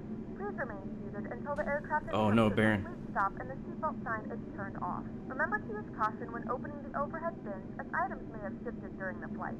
If this is your final destination, we thank you for flying with us. If you're making a connection, we encourage you to check your itinerary to ensure a smooth continuation of your journey. I'm gonna be honest with you guys. I missed that. I missed those cabin announcements. It makes a flight feel more complete. You guys can let me know how you feel. 5 mile final for runway 5. Norfolk traffic, American 116 is clear of all runways, taxiing to the gate. Norfolk.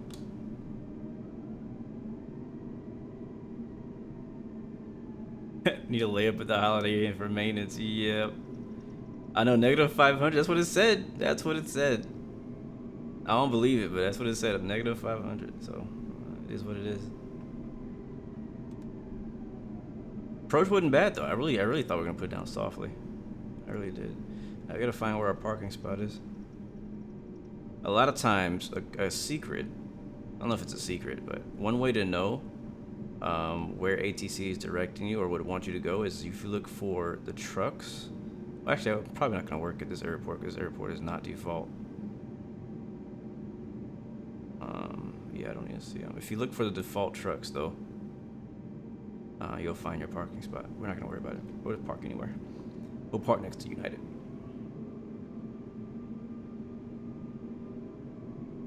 Good job, Cynthia. Absolutely good job, Cynthia. You heard how calm she sounded after that 500. Can you imagine being a flight attendant and the pilot gets a rough landing that freaking scares everyone, and then the flight attendant has to come on the intercom and sound calm, like, "All right, guys, welcome to Virginia." Knowing she's scared too.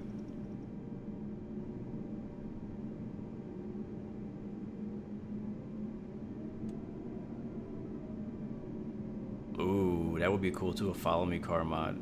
That'd be pretty. That'd be pretty sick.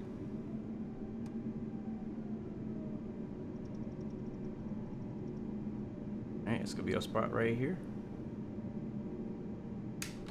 Raise all the flaps. We do have a second leg, so we'll get the APU turning on. Next stop, LaGuardia.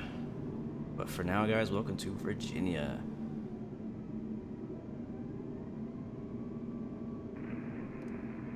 Virginia's for lovers. 2-1 clear of all runways. And we're 22 minutes early. Heck yeah. Alright, that should be close enough. Alright, park brake on. Waiting for the APU to power up. Should be ready to go. Until then, we'll go ahead and shut down the land lights. Strobe lights. Runway turn off lights. Come on, go away. Go away. Here we go.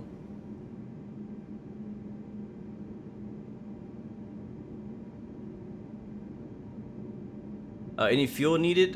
Great question. How much do we have left? We have 40%. No, we don't need any fuel. We're good. We're good as is. Just waiting for the APU to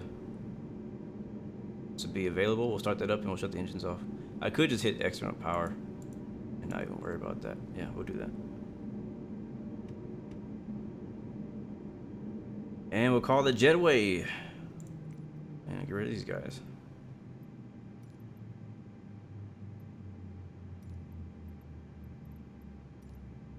See if it works. Yeah, you see that? So like the first plane, that's the Microsoft Flight Simulator plane. The second plane is the VATSIM version of the plane. So like if he wasn't flying Microsoft Flight Simulator, like if he was flying a different simulator, that's how it would show up. So I understand that now. So what I'm probably gonna have to do, even though I would prefer to see that United livery than see that generic green one, I had to turn off, like get off of all players server and just see that, you know what I'm saying? But then I wouldn't see this guy over here on my left. So it's kind of like, huh, do I go with the double or what do I do? So I'm pretty sure if you're on VATSIM and you see me and you're playing Microsoft Flight Simulator, I'm going to show up the same way as he does. I wonder if I can get the fuel truck out here and all that stuff. All right, we parked in the wrong spot, but I wonder if I can still get to the services.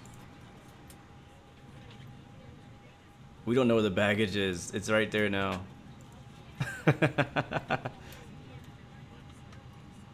Oh, you gotta hit it twice. Gotcha. All right, we'll call fuel too.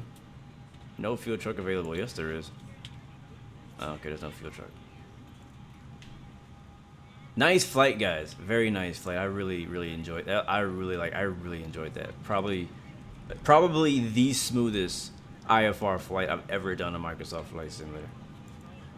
For sure. It has to be.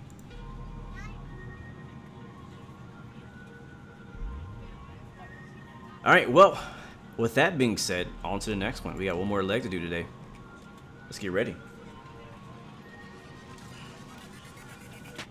Can I just download the model matching for VATSIM? Like what? Like what would I download for that? Right now, I think it just uses right now it uses Microsoft base models to do it. That's what it's using right now. What app vlogs my landing rates and landing rate predictions? That is also SimToolkit Pro. Alright, so let's see how do I finish the PACX flight? Okay, they're deboarding now. Okay, cool. So right now they're deboarding and they'll be deboarding for 5 more minutes. So in 5 minutes I'll know what my complete flight's statistics were via PACX. While it's doing that though, we'll get set up for the second flight and get that ready and going. Yeah, that sounds like the right thing to do.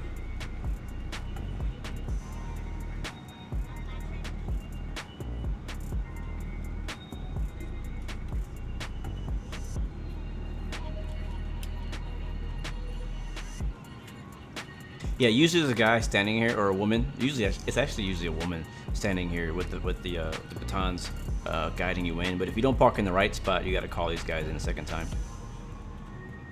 But it's all good. I don't mind.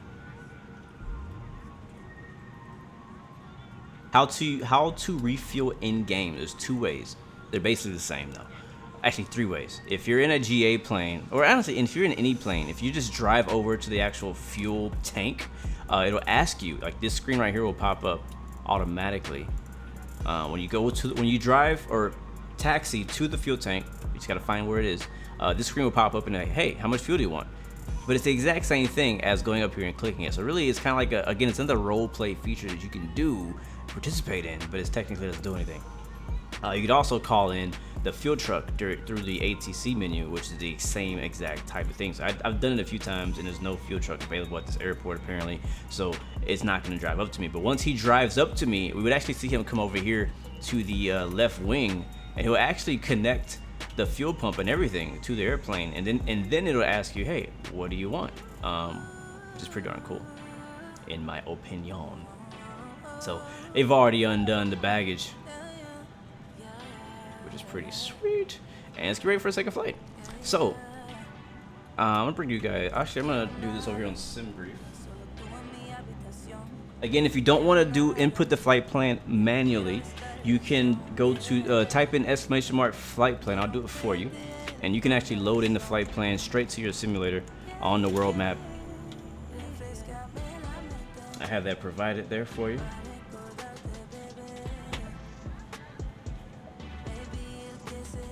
Welcome back, RC Build Master. Good to see you. Welcome to the stream, man. Oh, what? Nicholas, hold on a second. What? Hold on. How do I do it? He says that Flight Sim, on Flight Sim, there is a model matching for VATSIM available. It requires you to have the livery mega pack installed, but I presume it would work. I have the mega pack installed. Tell me how to do it. I'm not doing it right now, but tell me how to do it for next time, because I would love to have the right livery showing up on people when I'm flying on VATSIM. That'd be sick, man.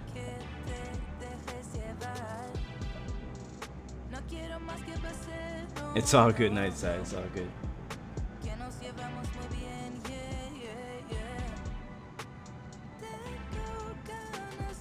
Alright, I'm gonna pull up Sim Toolkit again as I get this next flight ready to go for today. Why is it not popping up?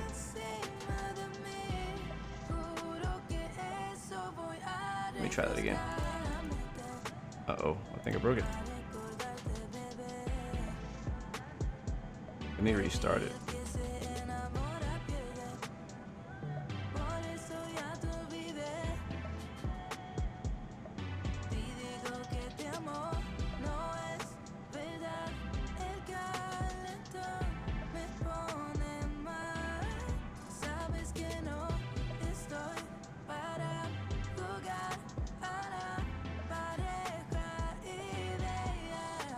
Yes, I would love the link, Nicholas. If you could send it to Discord, because it's not going to allow you to post it here on YouTube, sadly.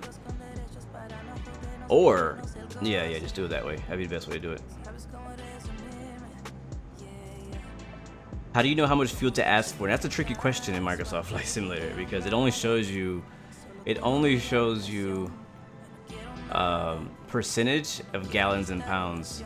I usually will. SimBrief will give you an amount of fuel you need for a flight, and then you have to calculate that, or not calculate, you have to convert that on Google somehow to gallons or pounds, and then figure that out. So right now, for example, our next leg, we need 5,663 kilograms. So I'm gonna go to Google, and I'm gonna convert that to pounds. But SimBrief does have pounds, I'll say that. I just don't use it.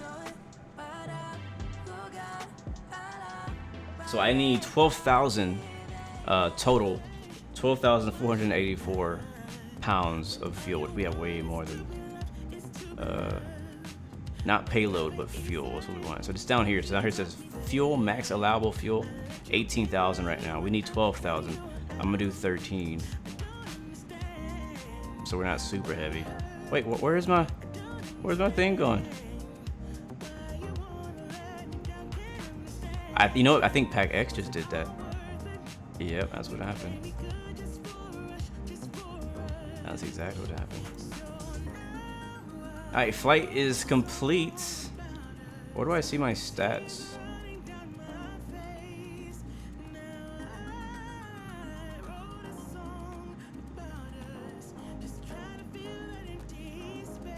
I don't know where to see it. Yep, New York, here we come. Sim Crash Mike, welcome to the stream, man. Welcome back. So if you guys want to know, 12,000, put about 13,000 pounds of fuel is what you need for this next leg.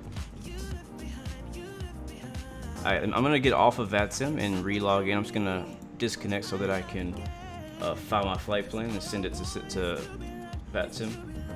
Same call sign. Alright, now I'm reconnecting. There we go, now I'm back on.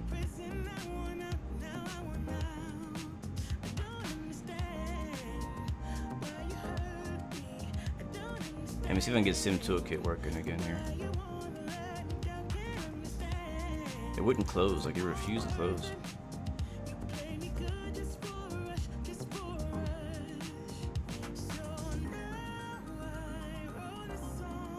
I had to force quit it then.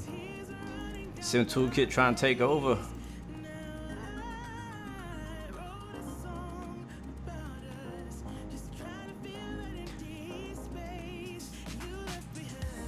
You could use upper ECAM for KG field. That's true too. That is true.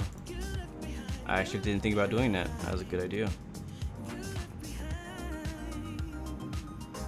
I wish my freaking thing didn't go away.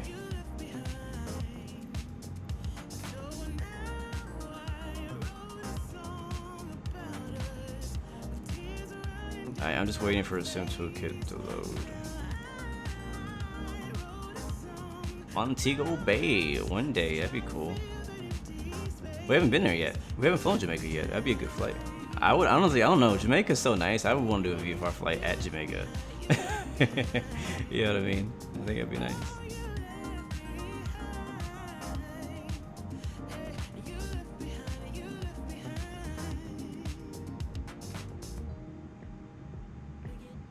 Yes, it's working. Beautiful.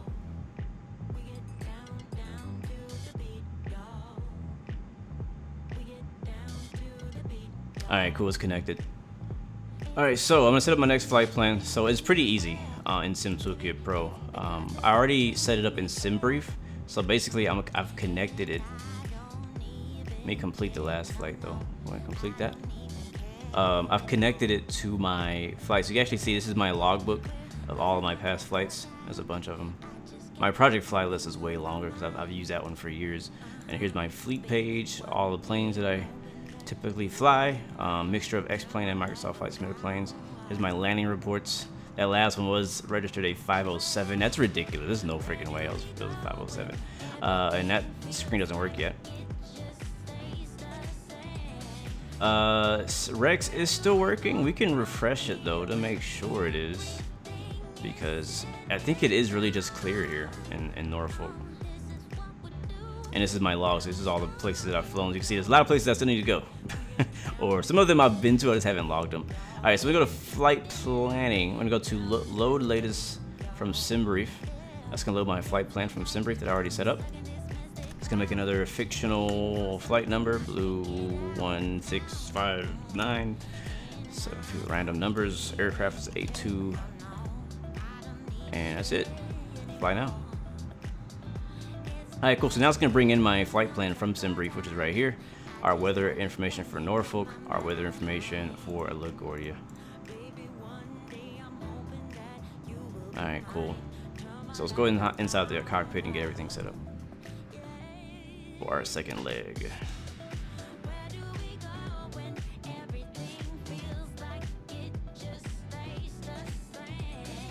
And go down. So across the next is gonna be 49. What's our cruise for this leg?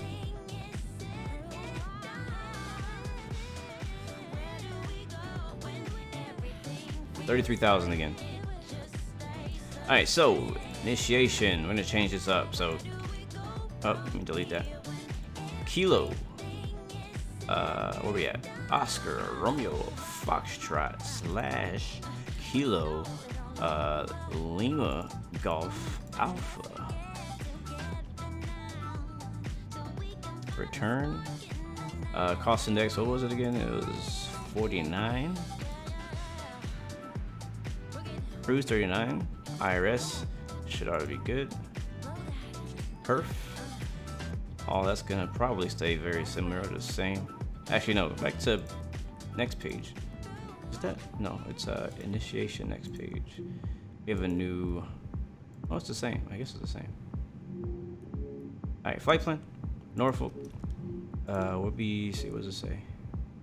05, so same runway we landed on. 05 will be our departure runway.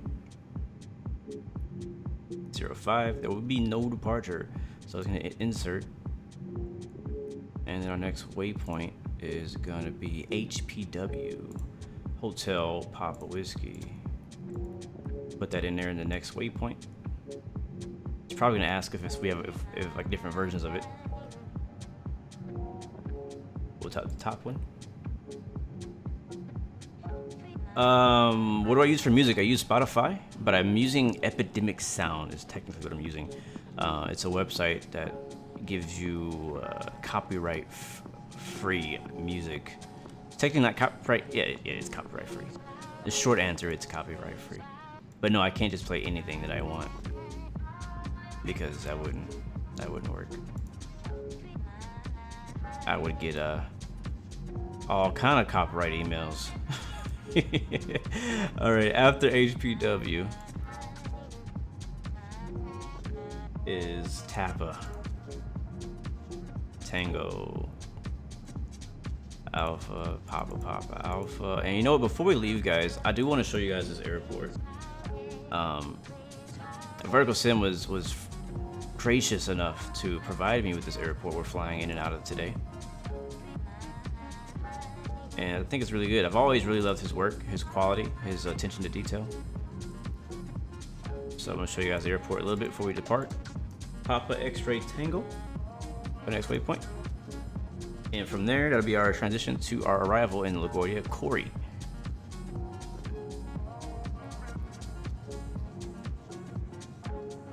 What is the Alpha Golf thing about? What are you talking about? Oh, you're talking about the alphabet. That's just the way that that is. What do they call it? New something new. But it's an alphabet that it's basically the language that you speak when talking with ATC, talking with anybody about letters in aviation, in the military. It's a generic alphabet. That way that there's no confusion or anything like that. All right, ILS.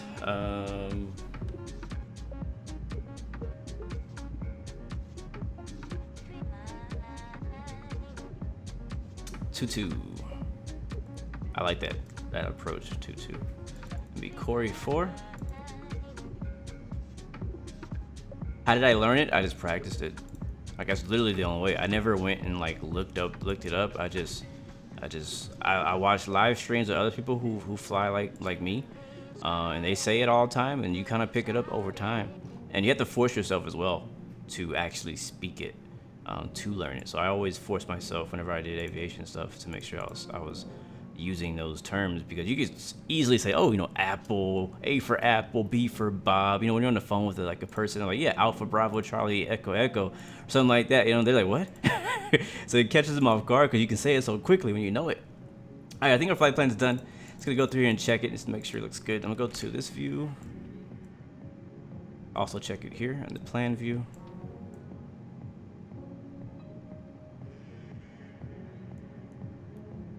And it looks good. Perfect. Beautiful.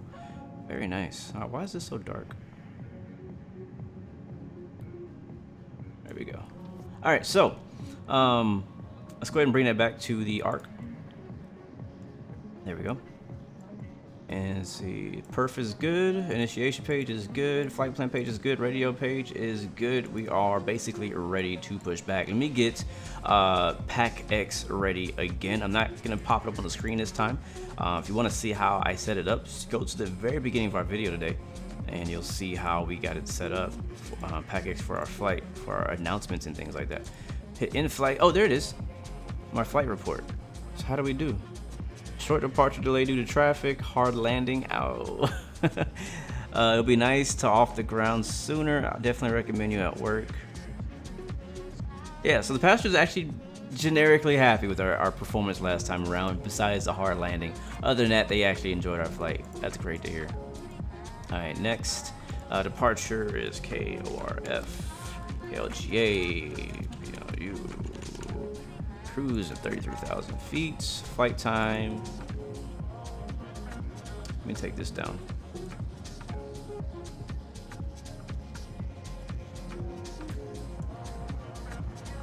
Flight time is 1 hour even. So I'm gonna put. Where'd he go? We'll put for our flights on like an hour 15. Well, you're ourselves a 15-minute gap there. Time until takeoff, I'm gonna give myself like 5 minutes, and we'll use that time to explore the airport.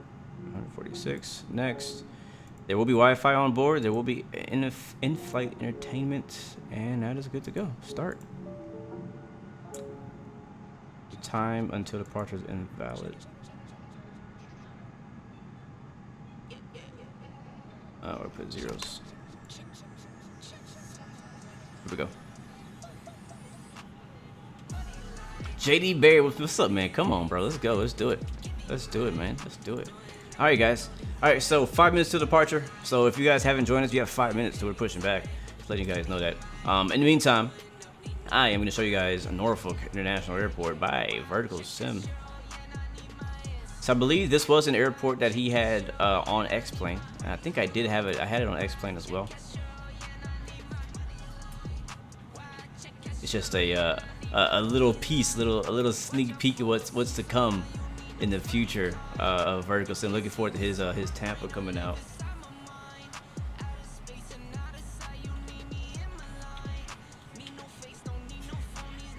Nice, Max and Monkey now on Twitch. Thanks for watching.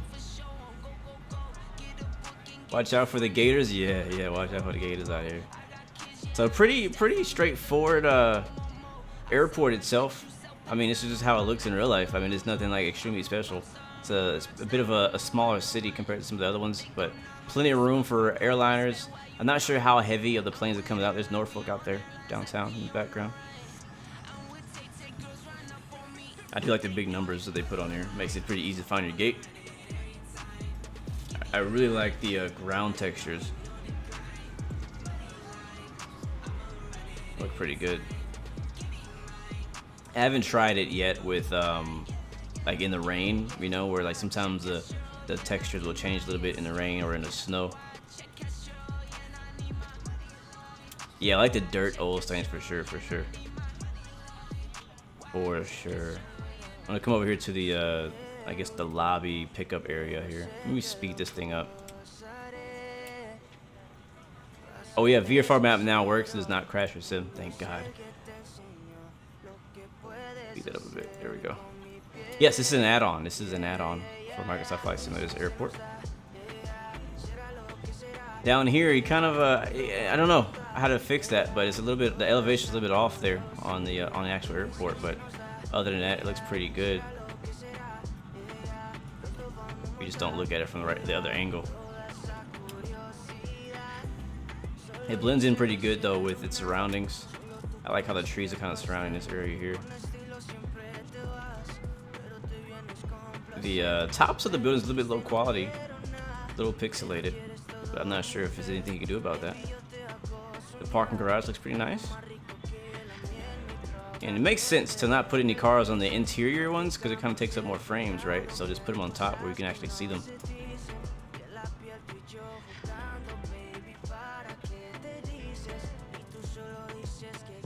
Where can you buy scenery? You only know Orbix. So you could obviously get scenery from the marketplace inside of Microsoft Flight Simulator. If you don't want to get it there, you can usually get them from the separate developers right now. I don't know of any other place you can get just one location. You could go to MSFSaddons.org. They showcase payware and freeware scenery there, but they don't sell it there. They just show it. Then you can click on the links to get to what you want to find as a VOR. If you guys don't know what a VOR looks like, that is a VOR station. I know for the longest time I didn't actually know what that was. That is a VOR station. In real life, those things are freaking huge. Like, they're big. They're very big. Little blast pad over here. Very nice. Hello, There's a tower. Gentlemen, I would love to welcome you aboard our flight. When you find your seat, please be sure to place your larger carry-on items in the overhead bin and smaller items underneath the seat in front of you. Unless you're in the front row, please place all of your items in the overhead bin. If you have any trouble finding a location for your carry-on items, please let a flight attendant know and we will have to. Yeah, this is the approach that I like. The one coming off of the water. On what runway is this? Runway 23. I really like that approach. I've done it before. Very freaking nice. Kid Diaz, what are you talking about? The Thing by John Carpenter. What is that? Little fire station over here? Yeah, I believe this is a conversion from X-Plane, the Norfolk that he made. So pretty good. I'm definitely looking forward to even better stuff from him in the future. But pretty, like I said, pretty small, pretty simple airport, but you know, solid. Pretty solid. I can dig it.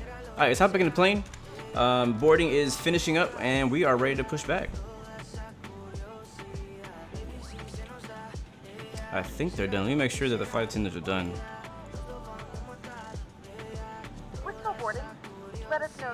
Oh wow, what? Can you hurry up? Yeah, that's can I expedite?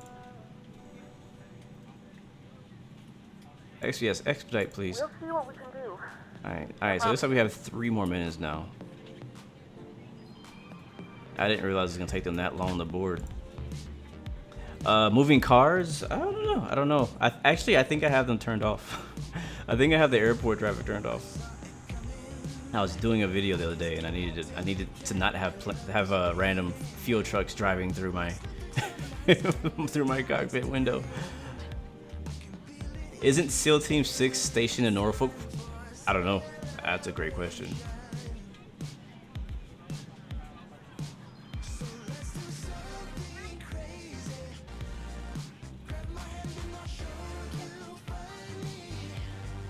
Bum, bum, bum, bum. All right, well, let me get my sim toolkit stuff ready while we're waiting for them. That'll give me just enough time to do that. All right, so here we go. So this is how I done it. So this is sim toolkit Pro. Like I said, it's our routing. No ATC here at the moment. We got our weather. Again, 3009 is now the current altimeter, so I'm gonna switch that over. And I also want my Navigraph stuff. So we'll go to Navigraph. And this is our old flight plan. We'll go to flights, new flights.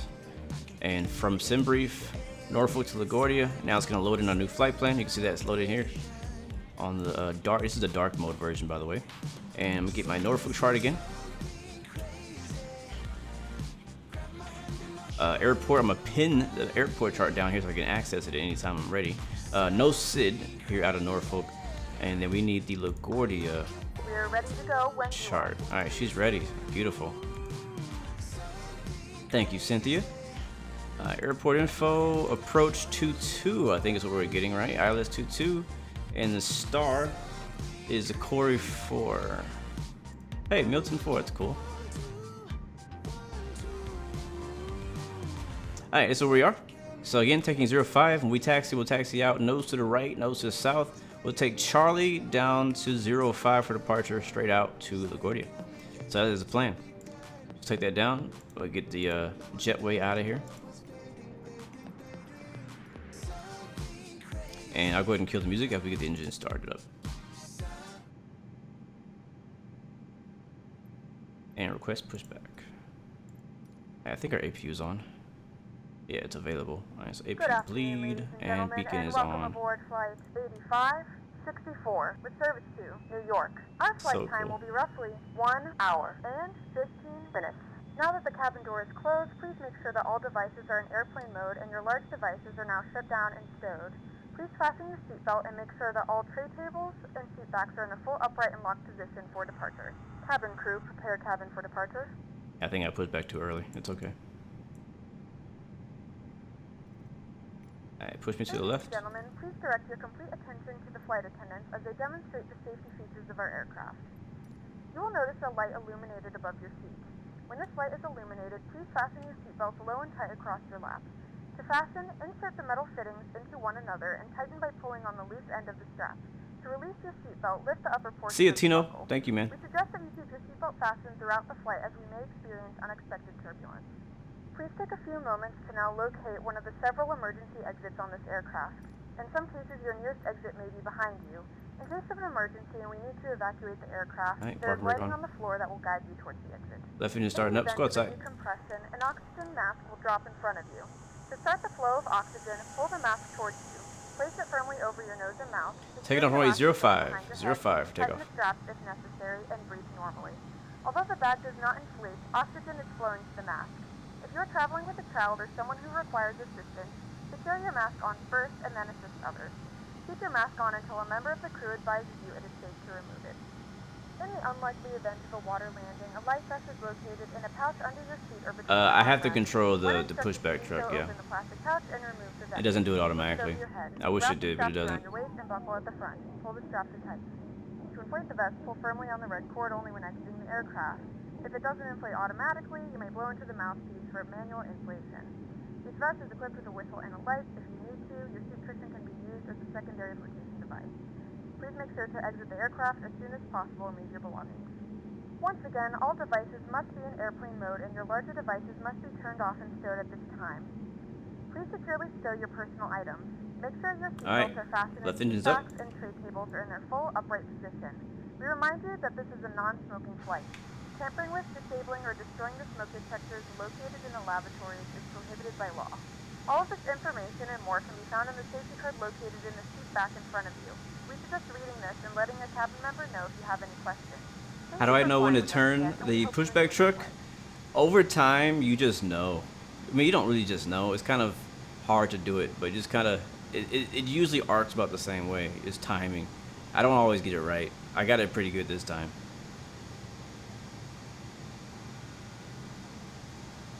But I really wish we could get a better pushback for Microsoft Flight Simulator. No, you're a good CPX. Ask away, man, for sure, man. I'm always welcome to answer questions, no matter how complicated or basic. If I can't answer it, I won't answer it, or I will tell you I can't answer it.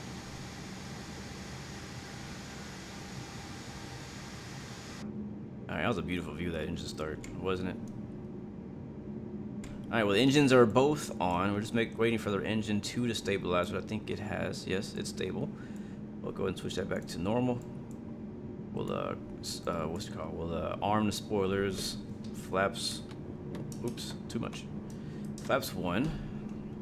We're on Unicom 22.8. Make sure I'm on VATSIM. I am on VATSIM. No ATC available here. We'll shut the APU off as well as the APU bleed. While we're up here, turn on the runway turnoffs and taxi lights. And overhead looks good. Yeah, we're good to go. All right, ready to taxi. So again, guys, if you're flying with me today, we're taking runway 05. I will quickly show you the chart. So again, making a right turn here on Charlie, cross runway 14 to 05. Norfolk traffic, American 116, taxiing to 05 via Charlie, Norfolk. All right, park brake release. Let's go. There is a pushback add-on that came out, but I refuse to pay. I was like, what, $30 freaking for a pushback add-on? I was like, yeah, come on, bro, what are you doing? I'm like, no, we can't let people do that. I'm waiting for GSX. GSX, I've heard really good things about from PMDG, or not PMDG, from Prepared 3D, and that's what I'm waiting for. I'm trying to be realistic and wait behind this guy. But yeah, I can't. I'm not. I almost did. I almost bought it. And I was like, you know what? I'll buy it and I'll do a review. But I was like, no, I'm not even gonna review it. Like, I'm not gonna spend my money on that. Dan the Pilot, welcome to the stream, man. Welcome back. Good to see you. But I'm waiting for GSX. Not sure when we're gonna get it. We got some teasers before, Microsoft even came out. So I thought we would have it by now, but I was wrong.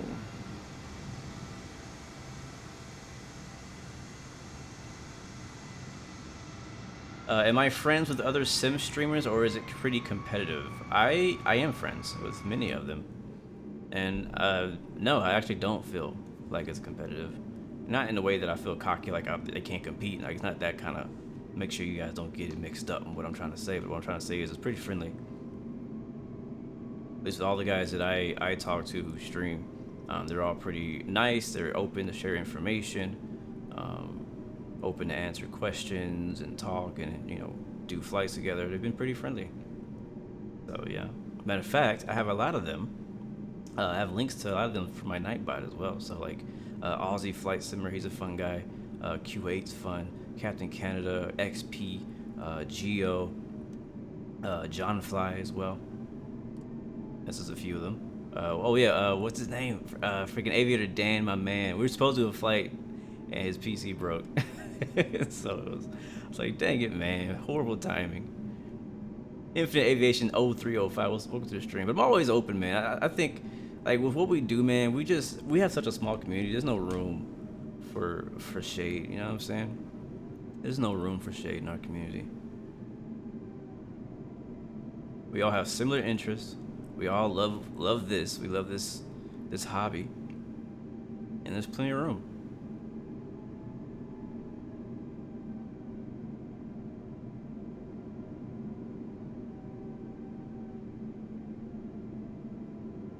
All right, guys, taxiing out for our final flight of the day. Next stop, LaGuardia.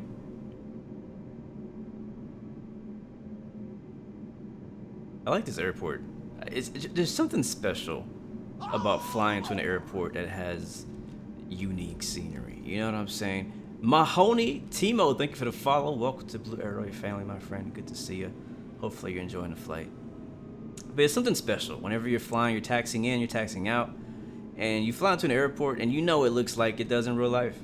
There's just something special about that. When you fly into default airports and you see that default freaking prison terminal, you're like, you know, I made it. It was a nice flight. You know what I mean? And now I'm gonna leave. But whenever you, I don't know, there's something special. You guys understand. If you guys, any of you guys have had payware or even the handcrafted airports, you fly into an airport and you know that is characteristically like the real thing. It's special.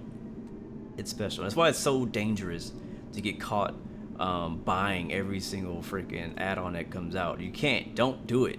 Don't do it. Don't fall for the trap. There's so many add-ons and airports coming out, especially now from Microsoft Flight Simulator since it's so new.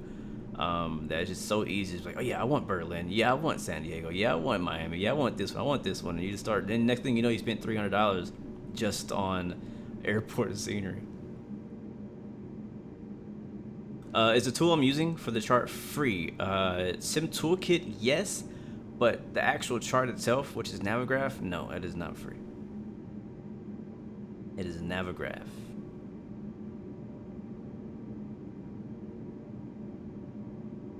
Norfolk traffic, American 116 crossing runway 14, Norfolk.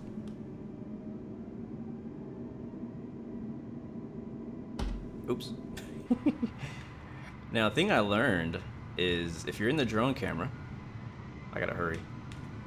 Shoot. If you're in the drone camera, let me speed it up. So I always wonder how you get the flyby views and stuff. If you're in the drone camera. There we go. And I hit tab. It's no longer locked to my plane, so I can actually watch myself taxi by. If I hit C, I can control the plane. Uh-oh. Bit shaky there. Yeah, that sounds like that I can't control both at the same time. Sexy A320 Neo.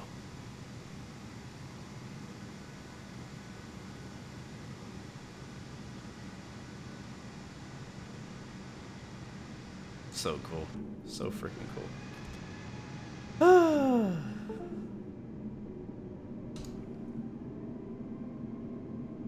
It's difficult explaining why you need to buy airports for your wife. I can't imagine. I can't imagine. FPV in front of me? Sounds good. Alright, well, I'm ready to go.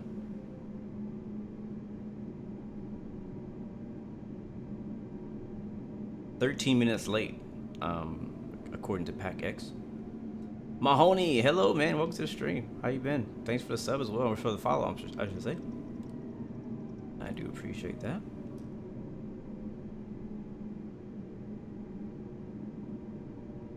How do I take screenshots in the sim without all the other UI there? So there's no native way to take screenshots, which is surprising in Microsoft Flight Simulator. What I use is if I hit Windows G, it actually opens up my, I think it's my Xbox game menu. I actually use that to take screenshots. So if you have a Windows computer and you hit Windows G, I think by default it opens up the game toolbar. And there's a screenshot feature there. You basically just wait for the UI to disappear and you take a screenshot. Norfolk traffic, American 116 is taking off runway 05, departing to the north, Norfolk.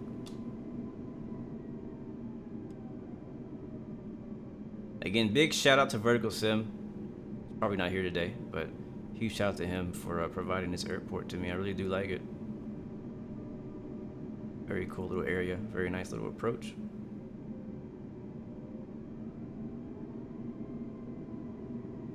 And if you guys want to check it out yourself, or if any of his other scenery, type in !Vertical Sim and Nightbow. I'll give you a link to his website.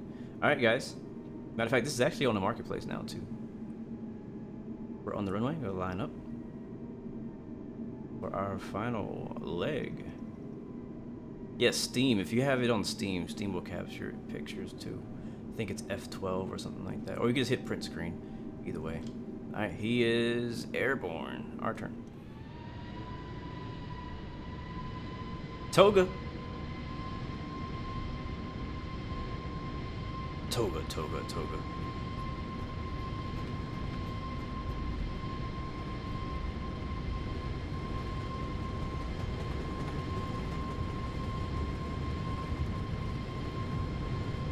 Alright, 140 V1 and rotate. Let's get an outside view this time. Uh-oh, not that one.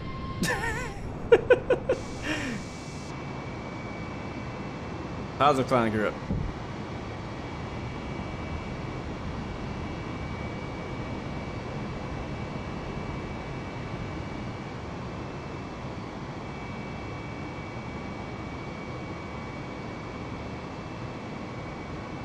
Ah, I did it again. I'm sorry, guys. I keep forgetting to take the thing off.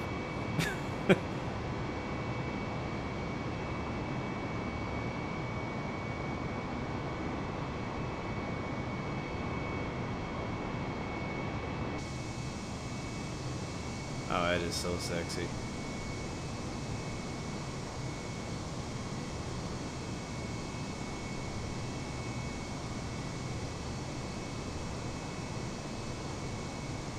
Alright, back inside.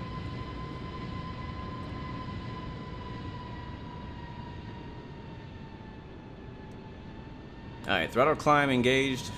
I still have the controls.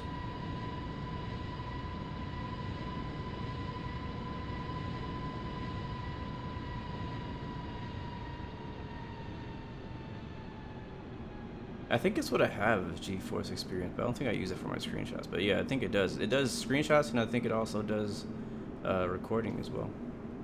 Wow, we're already at 4,500 feet. All right, flaps are coming up. I'm gonna fly this baby for a little while.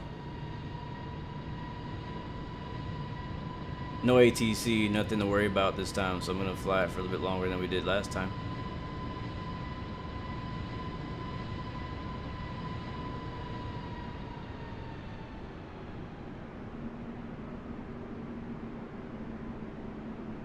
Alright, so right now just following the flight director.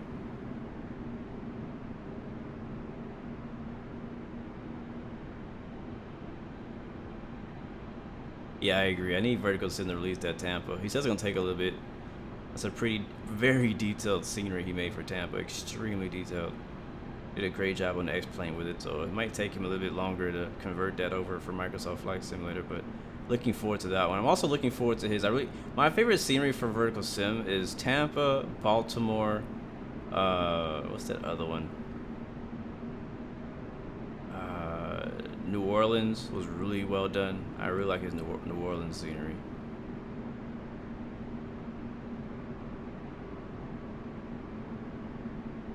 Alright, let's continue climbing.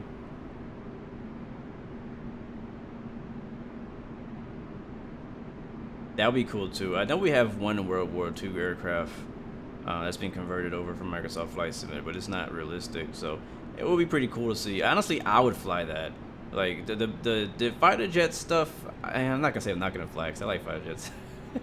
I'm not gonna say I'm not gonna fly it, but I'll definitely. I'm looking forward to some different varieties of types of planes, like fighter jets, like old World War II planes. That'll be a lot of fun to fly because they're basically like tail draggers. Very difficult and challenging to fly though. How do I like OBS for recording? I don't have any problems with it personally.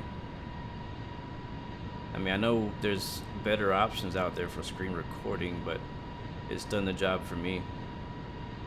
The only thing I haven't done yet is figured out how to record my audio separately from my video.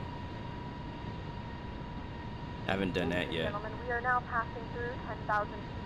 You can now turn on your larger portable electronic devices. As a reminder, please keep your seatbelt fastened while you are seated and do not congregate in the galleys or near the lavatory. This aircraft is equipped with onboard Wi-Fi. If you wish to connect to the Wi-Fi, you will be required to pay a small fee. We do offer complimentary in-flight TV thanks to our partners. Connect to the Wi-Fi to find out more information. Alright guys, we're airborne. And autopilot is now engaged, so I am now hands-free.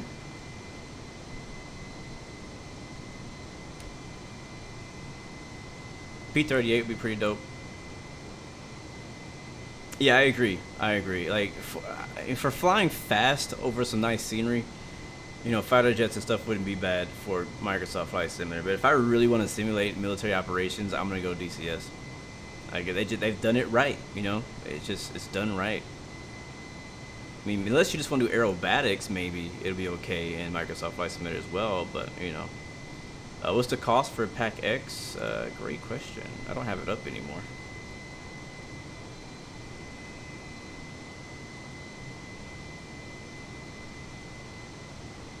Let me find out. Nightbot, what's the link? Oh, look at that. DCA Tower is now on. Baltimore Approach is now on. Which I don't think we're very close to those, are we? I don't think so.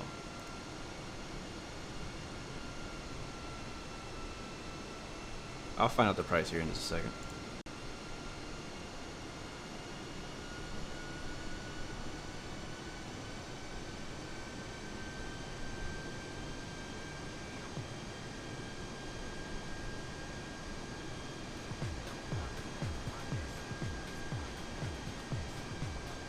Yeah, so ATC for the rest of our flight. We got Baltimore popping up. We'll fly over it. We won't have to talk to them. We got who is this? Oh, New York Approach is on. So we might have to talk to them. We'll see if they stay on when we get there, but I'm not going to depend on it.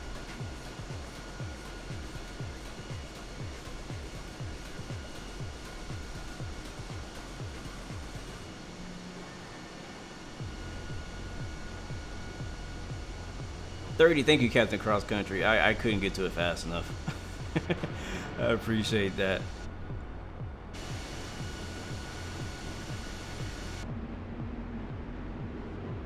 Oh snap! I had to stop at 14,000. My bad. 33,000. Let's go.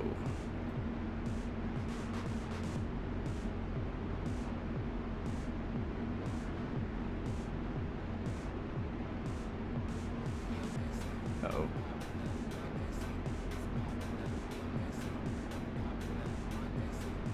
Alright, 33,000. Try FS to crew with PACX. Nice add-on. I've never tried FS to crew. I've heard of it, but I really don't know what it is. I've heard of the name. I've heard people mention it, but I've never really heard of what it is. Yeah, I agree. That's the struggle, man. It's like with DCS, I'm obviously like Microsoft Flight Simulator doesn't really compete with DCS unless they were to try to really simulate war operations in Microsoft Flight Simulator, which I really doubt is going to happen in full effect unless they get some really nice particles, you know, because I don't see it ever like supporting munitions, you know, weapons and shooting at each other and collisions, all that kind of stuff. I don't see that ever being simulated in Microsoft Flight Simulator. I don't see that as a priority, you know.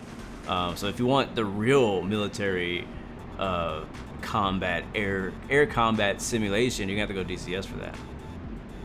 But if you just want to do some sightseeing, do some air shows, some flybys, some escorting, stuff like that, that's where, you know, jets and military aircraft are going to come in handy in Microsoft Flight Simulator. And I think that's what exactly people are going to do with it. Now, I'm not going to say there's probably going to be some Microsoft Flight Simulator military groups that pop up, like virtual airlines, but to be virtual military groups that pop up on Microsoft Flight Simulator, where they go and simulate military operations, even though they can't shoot anything, you know. So I still see that happening, because that happened with FSX, that happened with X-Plane, and you couldn't do much there. So, yeah. But I still see it as being fun. I mean, if something really good comes out that's military, we'll definitely fly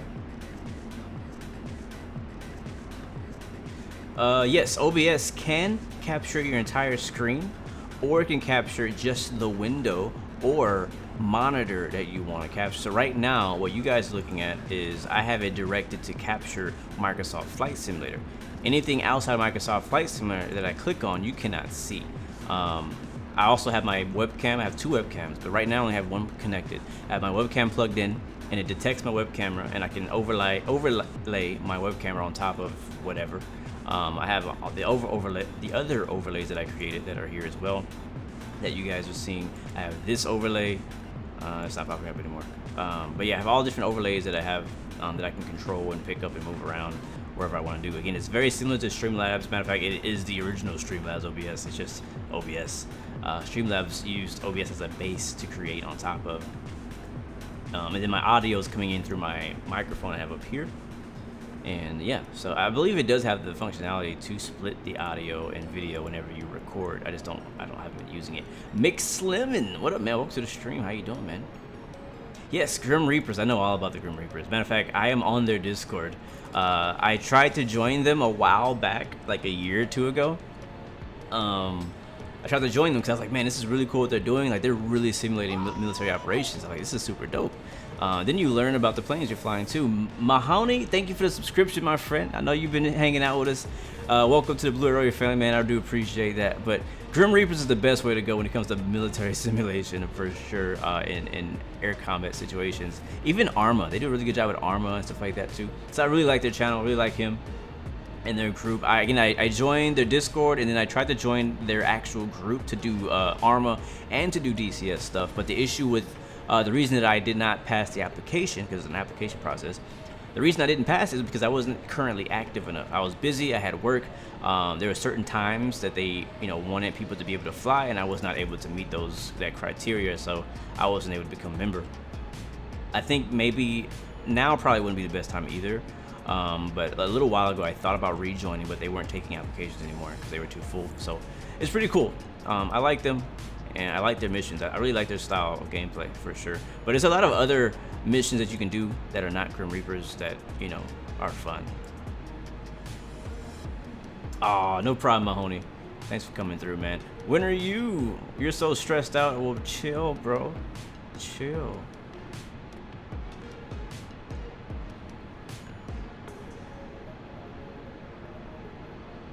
You made a makeup for me? I'm not sure what that means. But yeah, I'll check it out after the stream if it's on Discord, yeah. Nick Melee, sorry for the late reply. What up, man? Welcome to the stream, bro. Yes, I agree. Air shows and Microsoft Flight Simulator would be sick. If only we can get some smoke. Air shows would be cool without it, but if we can get some smoke in there, like some smoke, yeah, that'd be super dope. Air shows and Microsoft Flight Simulator multiplayer. That would be so cool. I would go. I would go. Have you guys seen the virtual air shows that they do with DCS World? They're so dope, man. If you guys have never seen, there's a few different. There's a lot of different aerobatic groups who come from DCS World. Different types of airplanes, from the Blue Angels, F-18s, F-15s, F-16s, anything, MiGs, whatever, anything you can think of. There's an aerobatic group that flies them. And I think a few times a year they'll go on Twitch and do a really big air show, just like the one you would see in real life. And they pretty much copy and mimic the exact same maneuver that you see at a real life air show. It's really cool. I watched it and I was like, this is freaking amazing.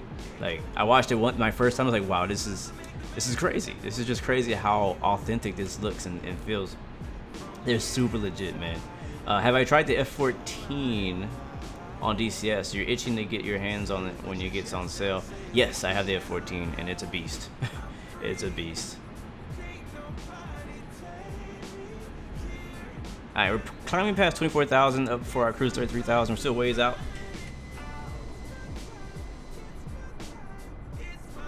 But yeah, I love DCS. Matter of fact, I almost played it last night and then I didn't. That's all I'm gonna say. I just didn't. But I want to play some more because there's been some updates to the A10, F-16, a bunch of other planes that I want to try. Matter of fact, I have the what's the new map? What's the new map called? Not Persia. Whatever the new map is called. It's a shame I don't even know what it's called. I have the new map and I haven't even flown on it yet. So I won't do that. But I'll tell you this much: DCS is a PC intensive game. So if you don't have a great PC, good luck. Yeah, the virtual Red Arrow is really fun to watch. I agree. But think about that same idea, the same concept happening on Microsoft Flight Simulator. being able to do air shows in more areas. Go even do tours. Like you could get the whole group, an aerobatic group, and do a tour, like just like they do in real life. That'd be pretty sick, man. I mean, think about Oshkosh next year doing that virtually again and having an air show. That'd be sick, man. That'd be so cool. But again, I think it'd only be really cool if they are able to get the smoke, because the smoke just adds that really cool element to it, having the smoke trails and the actual legit fighter jet too. So, but it's hard. Flying aerobatics is hard. I tried. I'm not done trying, but I've tried aerobatics in DCS, and doing it by yourself is not all that difficult. You just kind of know when to pull up. But whenever you want to do it precisely in a aerobatic group, and you're just like inches away from each other, that's when it gets difficult. It's super hard. Super hard. I'm not sure, winner.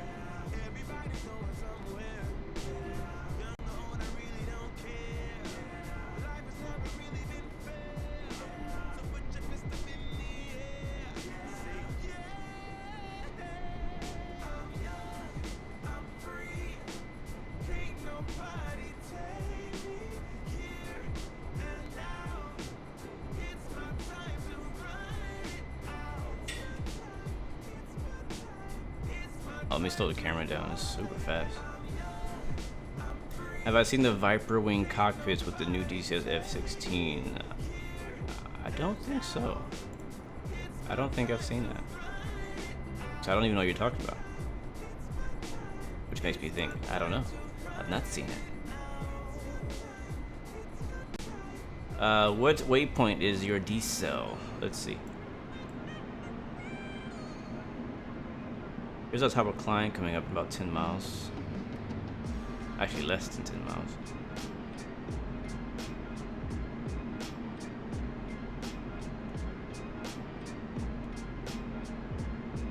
Looks like Eno. Let me check my flight plan.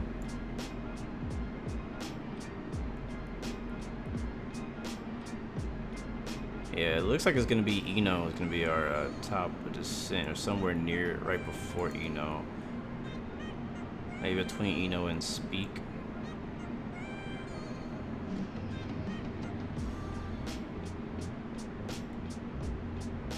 Yeah, it's gonna be in there somewhere. Yep, New York, here we come, Zach. How's the mod flying since the latest update? Man, this thing has been good. It's been good. I haven't had an issue with it. Besides it being pitching up during cruise, which has been an ongoing problem with Microsoft Flight Simulators airlines in general. I haven't had really any problems today, and I'm extremely surprised that I'm saying that. I mean, we'll see when we land in LaGuardia with ATC how accurate everything goes, but we took off in Charlotte earlier with ATC, and ATC gave me a specific heading. It gave me specific directions to go direct to certain places, and it did everything perfectly. So I was very happy and impressed by that, because again, I had a lot of problems last week in a similar flight in a 787 that did not go so spot free.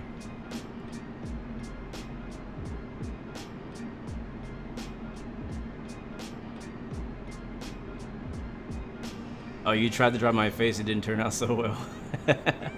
It's all good, bro. It's all good. Look at our fuel here. Fuel looks good.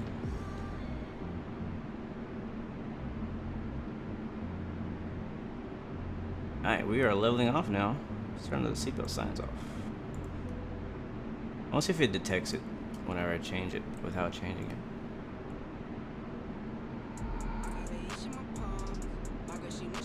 Dawid Medza, I don't know how to say your name, sorry.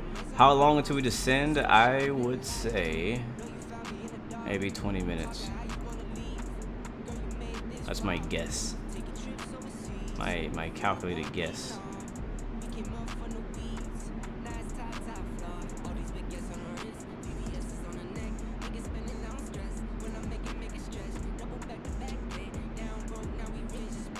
And we are gonna, at the moment we're gonna have ATC, but they could log off, so we don't know.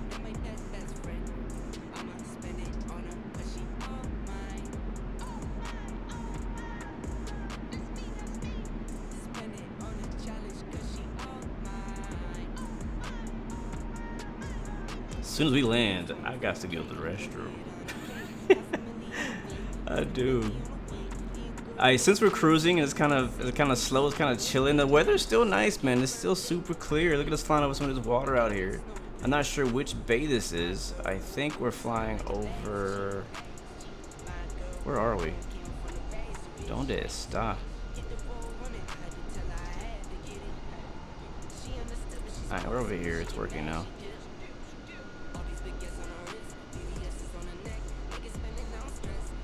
Alright, we're south of Baltimore right now. I don't know what you guys call this bay right here. But Annapolis and DCA, Baltimore all to our left right now, off our left wing. Matter of fact, looks like Baltimore approach just went offline, ATC. That's no problem, FPV. That's no problem. It worked pretty well for me. Yeah, if you follow this river this way, it'll take you to Baltimore.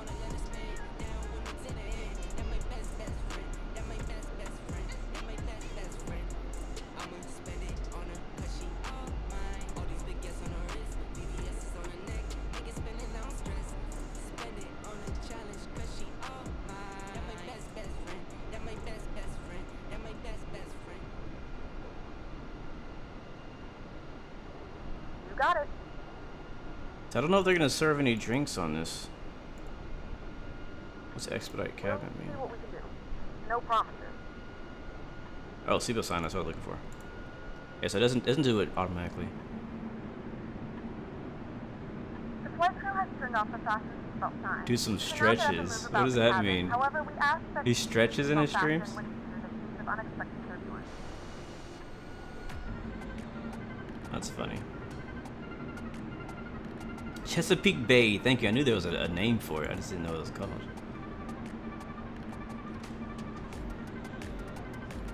I knew it. I knew it. Alright, let me show you guys this Sim Toolkit map. It's just so interesting to watch, in my opinion. Hopefully it still works. Let me see if it works. Yes, it works. Alright, there it is.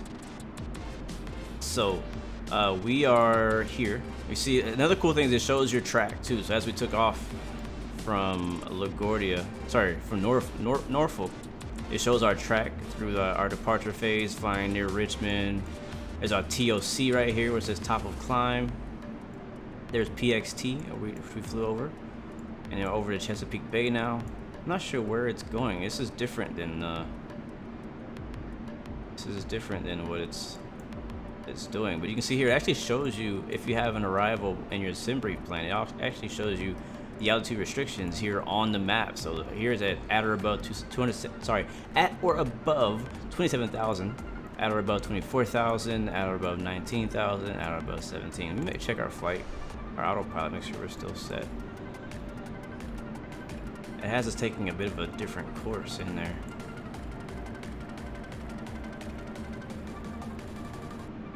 Yeah, it has us going like up here for some reason. Eno is on our flight plan though. But yeah, so there's the top of the sin, it says, which is can't be right because we gotta be at 13,000 feet, so it definitely is wrong. And then it shows our entire approach all the way into New York. And you see it's popping up there, New York approach, it looks like. And I think it should even tell me what that frequency is for this approach if I hover over it. Let me see. And our flight ETE is 25 minutes till wheels down. Trying to figure out how to do it. There it is. So Newark Tower is on 1183. Oh, and it disappeared. So I don't know. It's been kind of flashing. So I don't know if it's actually if they're online or if they're not online. Either way, we're not expecting ATC, but we might get it. We'll have to find out and see. As far as our charts to get those ready for our arrival into LaGuardia, you can turn from dark mode too if you don't like it. Which in this case might be helpful to be white. Alright, so here's Patuxent, PXT, whatever the heck that means. Garrett Ridgey. But for some reason we're going from PXT to Speak and then Eno, which is way the heck over there. I don't know why it's doing that, but that's what it's doing. So we'll descend somewhere around Speak down to 24,000 and continue descending down to Corey at 10,000. And then our ILS 22.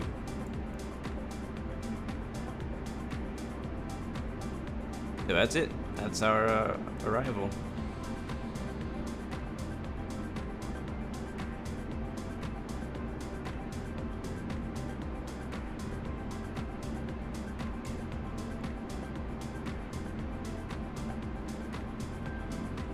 A 20-minute stretch break on Twitch.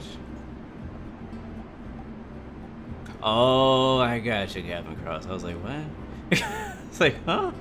Stretching something else. I got you. Yeah, Chesapeake Bay, and oh look, we have clouds. So here's the thing. Here's the thing about Rex. Again, we are using Rex weather. We should have flew into this. It shouldn't have just appeared. That's the thing. It just bothers me, the fact that it came from from clear as heck to just a bunch of clouds appearing. So if I was just using regular Microsoft default weather generation and weather data, we would have saw these clouds in the distance. Like we would have saw high overcast clouds in the distance, and we would have fly right into it, not just it appear around us. So that just bothers me. Other than that, Rex is amazing. That's my only complaint. Gatwick is packed right now. Of course it is. It's freaking Gatwick. It's freaking London. And it's, what time is it over there? It's like peak time right now in Europe to fly on VATSIM. So it makes complete sense. Daniel 506. Hello, Pura Vida. Welcome to the stream, my friend. Welcome to the stream, man.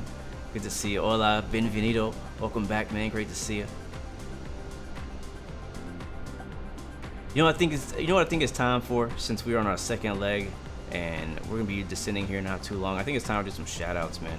If you hear my voice right now, jump in the chat, type in an emoji, let me know where you're watching from, so I can do some shout outs to you guys, man. And appreciate y'all for coming out.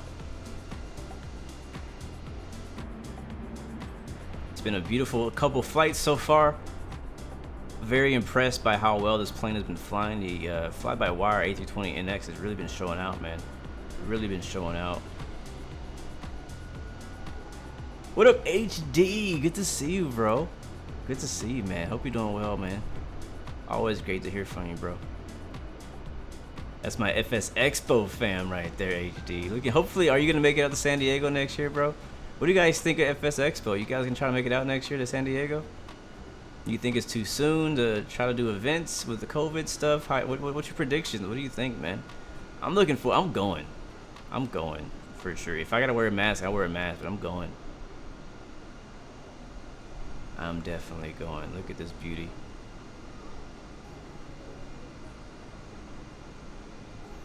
All right, we got people coming through in chat. Let's see what's happening right now.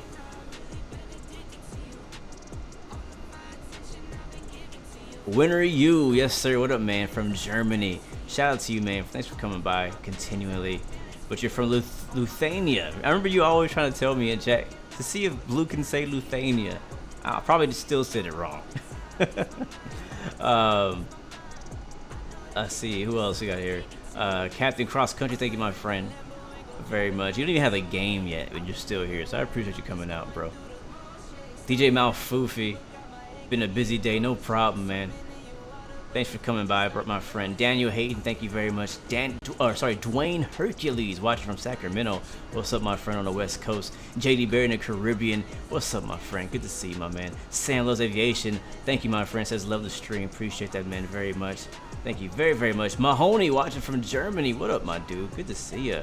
Watching from all the way from Germany. That's what's up. My Foofy, those watching from Muscat, Oman. What up, man? Thank you very much for that. Long ways away. Nicholas Flitz also watching from Germany. Germany is showing out today, guys. Germany is showing out. CP Airfan watching from Canada. What up, my dude? What up, Rick Moreno, Atlanta? What's up, my dude? Good to see you, bro. Good to see you. Daniel 506 from Costa Rica. Good to see you, man. We just flew to Costa Rica yesterday. Hopefully you didn't miss that stream, because that was fun.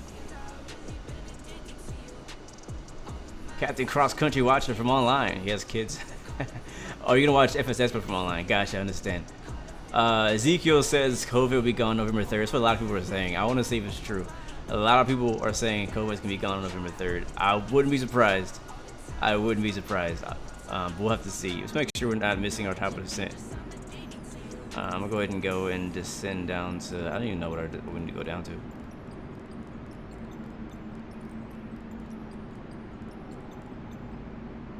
Let me see what is on our flight plan here. We need to go down to 10,000. All right, 10,000 it is.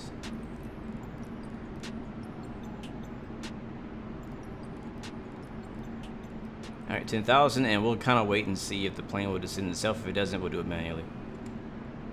I'll be the back. You always gotta watch the plane. You can't just trust it's gonna do what it's gonna do. Even if it does it once before, you still don't trust the plane. J Prince 473, thank you very much for watching from Grenada. What up, man? Good to see you out there, enjoying that water view, I'm sure. And Sam Loves from Ireland, Kilkenny, Ireland. Very cool. Have we been there yet? Technically not in a stream. I've flown there, but not in a stream. Jackson came in. Welcome back, bro. Good to see you, man. Mr. I can land a 747 on a grass strip successfully and did it. Thank you, man, for coming through.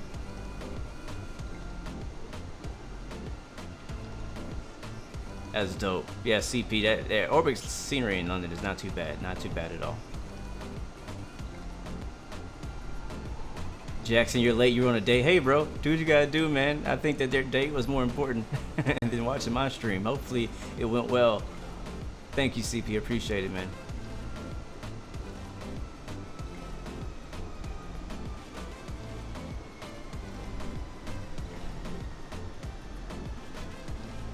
Yeah, the F1 race was just in Germany recently, wasn't it?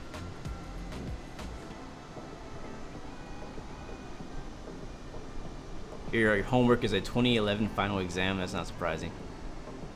Thank you, Jackson. No problem, man. All right, guys. We are now descending down into LaGuardia, guys. We're headed to New York in this beautiful American Airlines A320neo using Rex Weather PACX. I should see how Rex and Microsoft Weather compare to SkyVector Live Weather Map. Rex matches SkyVector's METAR data pretty good. I don't know about the weather map. I haven't really compared that closely. But yeah, I've looked at how it looks compared to the METAR data, and it's spot on to the METAR data. Alright, so again, our main altitude restriction we're looking out for is 10,000 feet at CoreT, which I really hope is in my flight plan. Let's make sure. It should be, because CoreT is our entire arrival, so why would not the main waypoint not be there? There it is. Yeah, 10,000 is in there. Cool. Very impressed by the VNAV capabilities of this plane so far. Very, very impressed. Like I'm pretty much if I fly airliners for now on in Microsoft Flight Simulator, it's going to be the A320NX. Until the 787 mod catches up and somebody fixes the 747, I'm probably gonna be flying exclusively the A320. As far as airliners go on Microsoft Flight Sim. If we want to fly something else, we're gonna have to hop back on the X plane. And I'm telling you, the day is getting closer that you'll see me pop up with a X plane live stream flying a Zebo 737. Yes, we haven't done any Canadian routes yet, have we? No, we haven't. The closest we got to Canada was our VFR Bush flight. Actually, we were in Canada for a little bit, down to Vancouver. That was a while ago. Microsoft Flight Simulator. Kilkenny only has a small airstrip that can fit like Cessnas and TBMs. Cool. Oh wow! Oh, that's cool, CP. You got a scenery pack from the official Microsoft Flight Simulator stream for free. That's amazing. Congratulations, bro. That's dope. It's hard to win anything, so the fact that you won something from anywhere is amazing. So that's dope. Every time you hear about LaGuardia, you think about the miracle of the Hudson. Yeah, it's kind of hard not to remember that. Yeah, the VNAV is working pretty darn good in the NX, in the NX mod, the fly-by-wire mod, so far. This is our second flight. First flight, VNAV up and down, did pretty good. I mean, again, this is just a couple flights, so everybody seems to have different experiences. So you can still get in here and VNAV just craps on you. So I don't know. Welcome back, Aaron Nico. Good to see you. But it's cool. It's good that it's working. I'm glad it's working. The A320 honestly works really good for short hops all the way up to mini long hauls. You can go up to 6-7 hours in an A320, even longer. Honestly, you could do a long haul in an A320. You might not feel, do it that fast like a 787 or a 74 would, but you can do a long haul. You can cross the pond in an A320.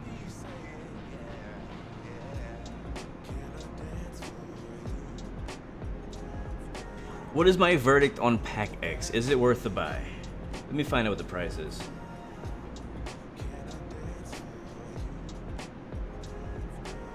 Because when I first originally bought PACX, JD just passed Corey at 30,000 feet. Oh no, you're a little too high. When I first bought it on X-Plane, because I got it for X-Plane like over a year ago. I bought it because somebody recommended me try it because I came from another add-on called what's it called?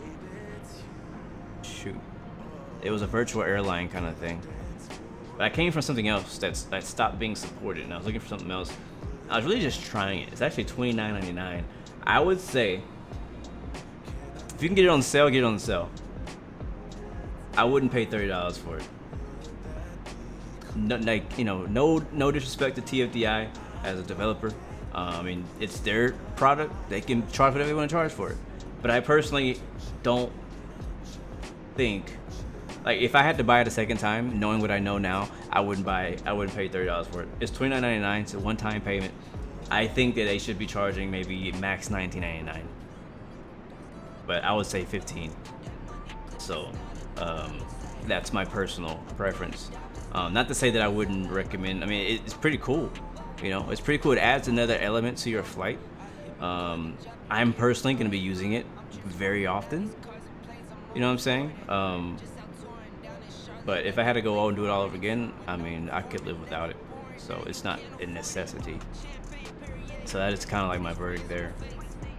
Is there an A320 business jet like BBJ? Yes, there is. It's called something else.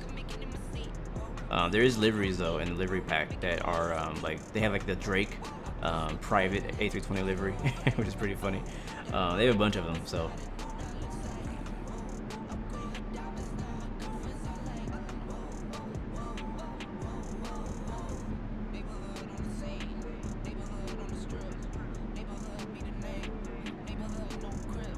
Yeah, I agree with you, Mix Slim. I agree with you, man.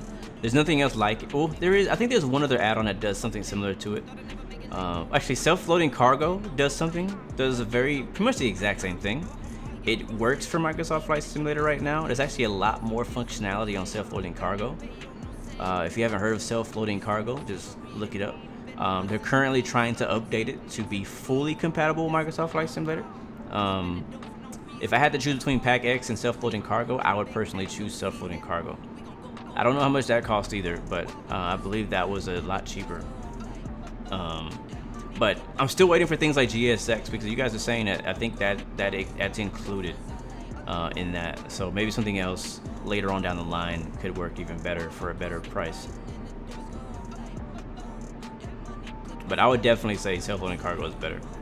If you have self-loading cargo already, I would wait for it to update. You can use it now. There's some bugs with self-loading cargo, but you can use it now with Microsoft Flight Simulator.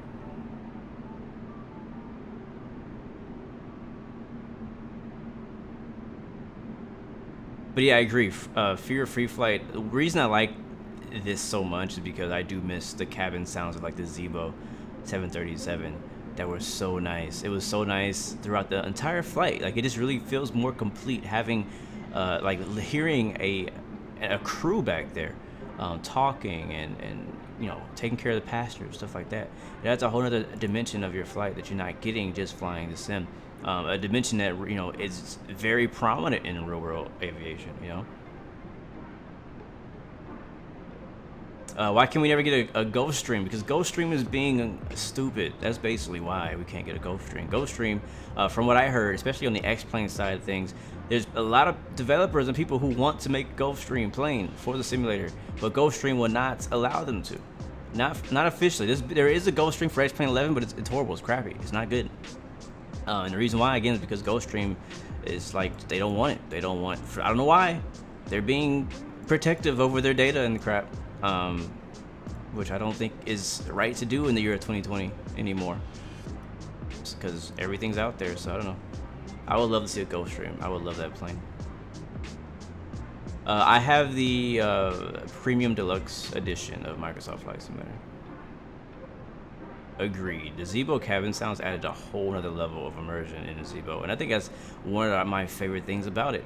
I mean, not only does it look good, it flies well, it's continually updated, but you also get those cabin sounds. And then the cool thing too is that depending on where you fly, you got different sounds, and depending on what airlines. If you flew United, you would actually get authentic United air sounds, and I know that because I fly United all the time, and I hear the exact same message when I fly on the real plane. You go fly Ryanair, you hear the Ryanair cabin sounds. You go fly somebody else, you hear the real one. So it's pretty cool the way that they partnered and worked with people in the community to get all those sound packs in that thing, and it's just, I just think that's amazing. And again, I know that stuff like that's gonna happen, probably even with the A320NX. There is supposed to already be some type of sound pack in the works and kind of working. I think if you press one of these buttons up here, I think it's one of these. I think it's actually supposed to do something. I've never got it to work, but I think that we're going to see that coming to the A320NX mod at some point in the future. I think they're going to be adding that. I mean, I don't know anything extra. I'm just predicting there's going to be coming here in the future to the mod. So I'm looking forward to basically the A320NX becoming what Zebo is. So definitely support those guys. And Microsoft themselves, please support the NX project, because they're really doing a lot of stuff for free. They're not charging us any money for this. And if Microsoft can make it easier for them, we can continue to keep it for free. Is these A320 or the 787 better in MSS? By default, A320 is still better than the 787 in Microsoft Flight Simulator, for sure. Click on all. Please return to your seat as the seatbelt sign is now on. There it is. I don't know if we're gonna hear anything. All right, land lights are coming on. We're coming down to 10,000 feet. Our speed's already under control. I think we're underneath 250 knots indicated, which we are right above 240. Coming up on Corey, where we need to be at 10,000 feet. Looking good on our descent plan. Oh, my charge just reset. That's weird. That's a perfect time to do that. Thank you very much. You guys not watching that, right? Okay, cool. Making sure I'm typing in passwords and stuff. Making sure you guys are not looking at my screen.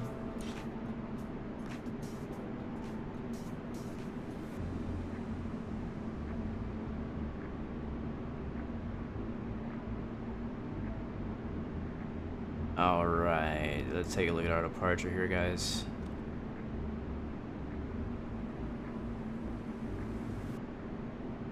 Okay, so we are level 10,000 feet. There's no more altitude restrictions on the way into LaGuardia from here. Not that I see. From here, we would usually probably get vectors and stuff like that. But let me check and see if ATC is online. I don't think they are. But let's see. I think they went away. I think they were waiting for me to get here so they could leave. Yep, they're gone. So we'll be flying on Unicon, which is completely fine. It's basically gonna be a straight-in approach, though. Oh, and they just pop. I don't know. Are they on or not? I can't tell.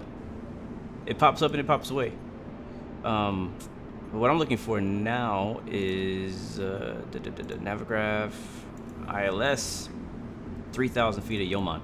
So let's go ahead and change that down. And VNAV should take us on best descent down to 3,000 feet, which it looks like it's attempting to.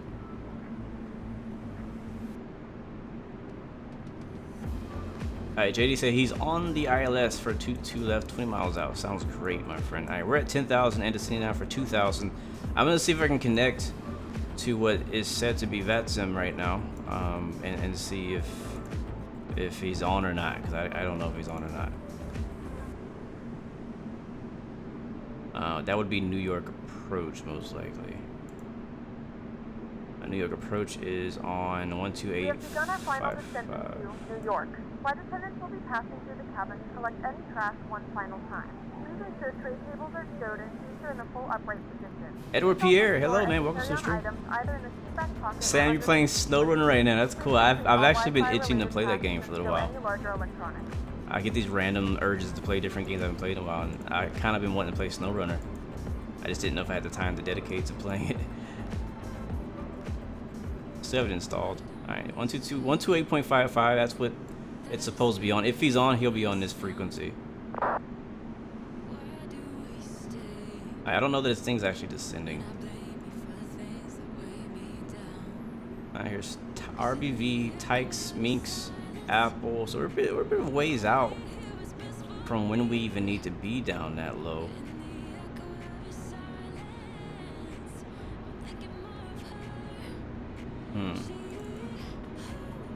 Yeah, we're ways out. Ways out. So I think we're good. We're good right now. Our altitude at the moment. Let's find out what the weather is though. The weather here in LaGuardia.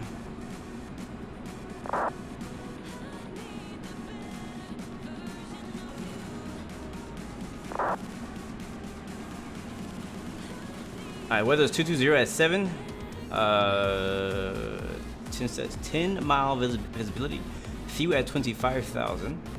United 434. Temperature 19, altimeter 09. Net. Altimeter 299.6. 8,000.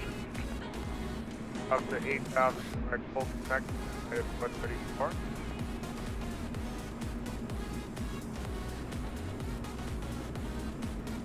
Southwest 1407. Turn right heading 170. You are 13 miles from the outer marker.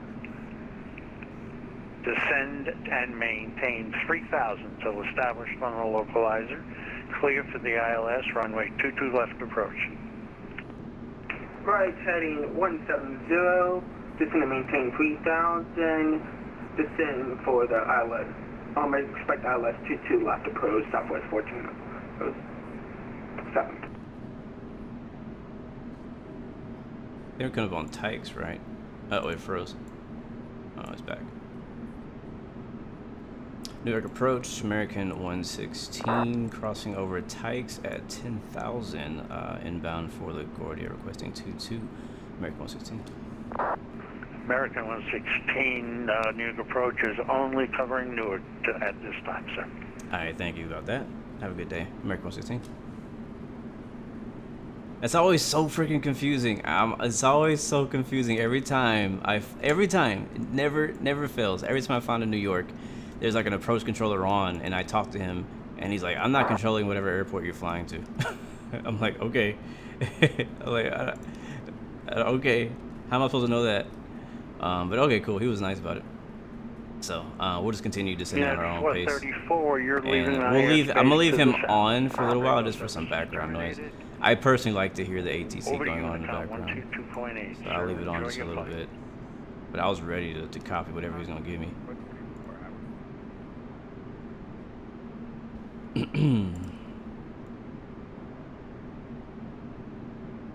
What up, 3 watt? Good to see you, man. If you're landing at 22, they hold you for a bit at 10,000. Vector you north up the Hudson River. Okay, good to know. No, I haven't tried the new Star Wars game. I don't know. I just wasn't that interested in it. To be honest with you. Alright, cool. So it's like the autopilot's doing okay. It's going a bit slow for my taste, but it's doing okay. I'm actually going to take over the speed, and I'm going to go a little bit faster here. 118.3, Southwest 1407. And we'll stay at 10,000. Right above 10,000. The cam approach controls JFK and Long Island. Okay. New York Center, good evening. Good day, sir. Sorry. Just 150. Yeah, I'm always confused about that. Right now it says NYARD. No idea who that is, but that's who's online right now. I think he said he's only controlling Newark. VATSIM or IVO, what do I prefer? I've always used VATSIM, so VATSIM. What field are you at right now? Cessna 4 Mike Lima. I don't think I've ever actually tried AVO. New York, Kennedy. Okay, sir, I am not covering New York Kennedy Airport, only Newark. He's probably so tired of saying that. Oh, sorry. He's probably so tired of saying that. Alright, hopefully I have an okay landing here. Last time I flew to New York, I had an issue with it must have been my internet connection or something. Because my scenery did not load in, so hopefully we don't have that problem today. Mike Lima, I'm sorry. Check, say again? ARP would be Newark and Teterboro. Okay. I can switch to Unicom. Hopefully I'll remember sir. that. Confirmed over to Unicom 122.8. Hopefully I'll remember that. Thank you, Unicom 122.8. Cessna 4 Mike Lima. New York approach, departure, this is American 7937 at LaGuardia, requesting clear. 7937 New York approach is not covering LaGuardia. That's gotta be so annoying. Okay. That is the 5th person I've heard since I came on saying, asking for anything. And he's like, no, you're not the right one. So I wish there was a better way of distinguishing that if you're not from New York like me. I don't fly here extremely often, so there's no way I would ever know which New York approach to talk to. Especially on VATSIM. Like if I was flying, you know, realistically, like on Pilot Edge, where the charts all tell you which approach controller to talk to specifically for where you are, it might be a different story. It's true, New York is a massive class Bravo with 3 international airports within miles of each other, so they split the sector across multiple approaches. But yeah, I gotcha, yeah, it is a massive one. Alright guys, welcome to New York, guys. Surprisingly, my friend's doing decently at the moment, even though all this New York is actually still loading in, so not too bad. Gonna have a very nice approach into LaGuardia today. Alright, JD's on final, 10 miles out. Let's go ahead. I'm gonna go ahead and switch back over to Unicom just so that I don't forget to do it. I don't want to be making Unicom calls on the wrong frequency. So I'm gonna switch over to 228, and then we'll monitor 228. And now we're descending. So I'm gonna hit this back into. There we go. Speed brakes out real quick.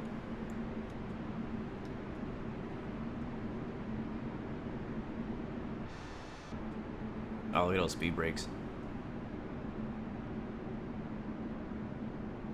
Governor's Island. There's the Statue of Liberty right here. Yeah, Legend 9, LaGuardia, let's do it. We're not doing the fun river visual, but we're doing it. We're still landing in LaGuardia.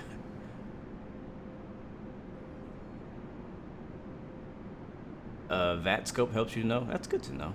Never tried that. Alright, doing a bit of a nosedive here. Got New York off our left wing.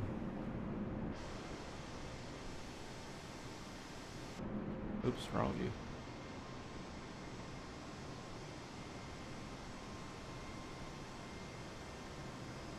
And for the record, guys, I am on ultra settings right now. So, man, I'm actually surprised I'm not getting stutter. Oh, there's a stutter. I was just about to say, I'm surprised I'm not getting any stutters. And it's stutter. There it happened. So, Newark Airport is over here. If you guys are not familiar with New York, most of you guys are. LaGuardia is going to be over here, and then JFK is right there. It's a very interesting airspace. I can't imagine flying through this airspace in real life, man. I would probably be so much anxiety. I am gonna go ahead and arm that, and we go 7937, pushing back. flaps 1. Turn off the terrain map, and we're actually entering into what we could call a left downwind runway 22. We'll go let them know. LaGuardia traffic, American 116 is inbound on entering left downwind runway 22, LaGuardia. I know, right? Cross my fingers on the screen for FPS. Please, guys, 'cause we're gonna be landing with New York in front of us, so that's like the worst case scenario there. Royals pilot, what's up, man? Welcome to the stream. Welcome back, bro. Which do I prefer, Newark or JFK? In real life or in the sim? In the sim right now, JFK, because it actually has handcrafted scenery. Newark looks like crap. So does LGA. LaGuardia and Newark look horrible in the sim. So hopefully somebody will come out with some scenery for those places because they look bad. They look like prisons, like we said earlier. Nice. Just tested negative for COVID. Royal, that's a great, bro. That's amazing. In real life, though, I have actually been to all 3 airports, and I have to say I prefer JFK. JFK is just a nicer freaking airport. If you want to fly somewhere less busy, though, and maybe a cheaper flight, you might want to fly into Newark or LaGuardia and then catch a taxi down to New York City, or the subway or something. That's the way I would recommend you go for a better traveling experience. But JFK is like a freaking it's like a mall. It's literally like a massive mall shopping center is what the actual JFK airport is like, and it's really cool. So if you have to be somewhere for a long layover, JFK is where you want to be. Now landing, I prefer landing at LaGuardia because I feel like it's the coolest approach of the 3. I prefer landing at LaGuardia.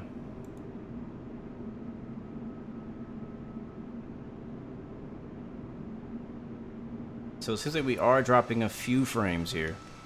It's not as bad as it used to be, but we are dropping a few. You can see there is LaGuardia right there. There's the crossing runway. We'll be landing on this runway from the north.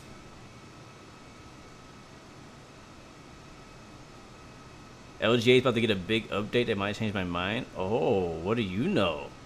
What do you know that I don't know?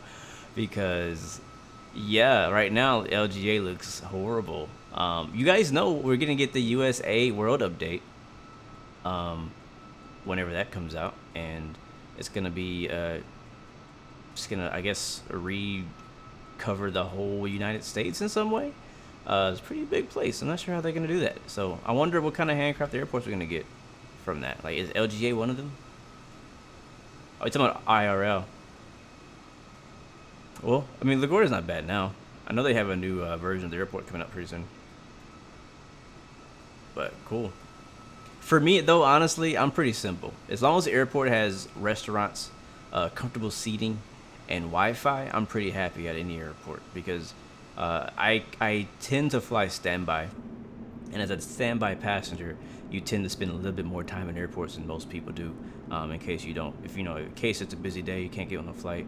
So for me, it's like, as long as I can be comfortable, and if I need to sleep over at an airport one night, I can be comfortable and have food and have free Wi-Fi, not just Wi-Fi, but free Wi-Fi, then I'm good. I'm cool. I'm happy. November is the world update. Gotcha. Oh, he's talking about real life. Okay. I should do Los Angeles to Vegas to Denver using the A320 Frontier. I may do that.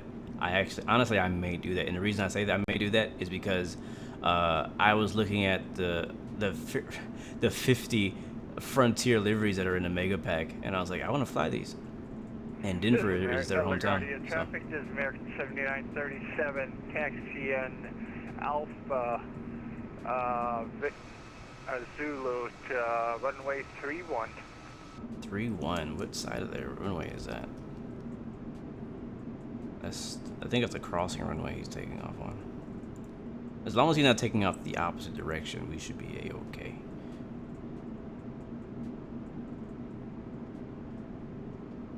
I'm checking my chart now to find out which way is 31. Yeah, 31 is going to be the crossing runway, so we'll see. We'll keep an eye on that. It should be okay, though. Let's check our ILS information. So localized is 110.5, CRS 224. Go down here to our radio navigation page. 111.15 and 224 is actually the correct CRS. Last flight, it would not let me change that. I'm gonna try changing it again. And it won't let me change it still. So it's all good. It didn't seem to hurt us last time. I really gotta pee. LaGuardia traffic. American 116 is turning left base. Runway 22, LaGuardia. Denver is the featured airport this week for F&O. Oh, that's cool. Maybe we'll fly there Friday then. I mean, I know I probably won't be there at the right time for F&O, but I might still do a flight. I wouldn't mind doing a flight. I don't have the who's it that made it? I don't have the flight beam Denver.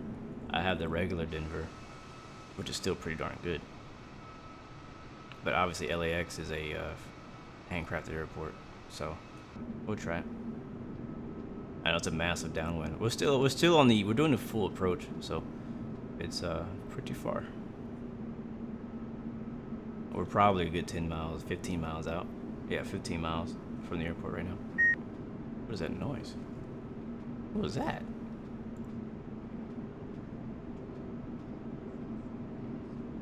What was that noise? That was weird. F&O is Friday Night Ops. Jackson, you're actually from Infinite Flight, so it's basically the equivalent to Friday Night Flight, but on X-Plane with Vatson. There's a golf course down below us. If you guys haven't checked, if any of you guys actually are interested in train simulators, even a little bit, I recently posted a video of me driving the M7 train in Long Island, the Long Island Railroad route, which is out here in New York. So if you're interested in that kind of thing, check it out. But yeah, I personally, I don't think I've ever actually participated in F&O.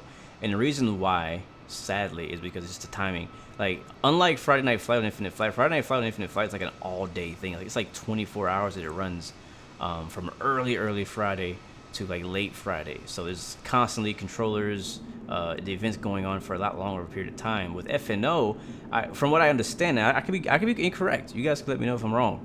But from what I understand, the F&O is a lot shorter period of time. It's like a 4-hour gap or something like that, maybe 5 hours. It's like a short 3, 4, 5 hour gap, and that gap happens to be way outside of my stream window. So I can't stream. I can rarely even fly or play any game during the time that F&O is on. I might come by and check out somebody's stream, but I can't personally go and do a flight. So that's why I haven't done F&O. I would love to do it. It looks like a lot of fun. It looks busy as heck. It looks crazy. But I can't do it because of the timing of it. So if it ever changes the way the time happens, or I change the way my time happens, or the time that I'm available, then I might be able to participate. But if I were to do it, I would have to do it early before it even starts. Find your passion. Yes, insurgency later. I'm down. What time? What is it today? Wednesday? Yeah, I'm down. TBM 27 Golf Whiskey is on the ILS runway 24, Long Island. 7, taking off the runway 31. That was my GPU asking for help. That's hilarious. Cool, CP. You're into train simulators too? I knew there was a few of you out there. There's a few of us who like trains. I don't know. I've learned some things about myself, and I think personally, I'm just interested in like loud and fast machines. Trains not always loud and fast. They're always loud. They're not always fast. But there are very massive, complex machines, and I think that's why I like them. Let's go ahead and hit approach mode here, guys. We're about to intercept the localizer for runway 22 in LaGuardia, New York. Yeah, exactly. So it starts around 5 EST, which is 4 o'clock for me, PM, and it ends at 11, which is, I can't stream at that time. I can't. Maybe here and there randomly, like if my wife's not home and I'm not busy, but 90% of the time I am not free at that time of the day on a Friday. So yeah, that's why I can't participate in F&Os, sadly. But I would love to. It looks like fun. It also looks like a big headache too when it's really busy and you have to wait a freaking hour for clearance. That's crazy. That's cool, yeah. Medchi, you also like driving the Long Island Railroad route on train somewhere. That's dope, man. Pretty cool. I'm glad that a few of you guys out here also do appreciate some train simulators. That's pretty dope. Alright guys, let's get ready to land. So landing lights are on, seatbelt signs, turn those back on. Sounds like that New York departure plane is actually already taken off, so no longer a factor. Ground spoilers are armed. Auto brake, let's set them to medium this time. This got killed by longitude.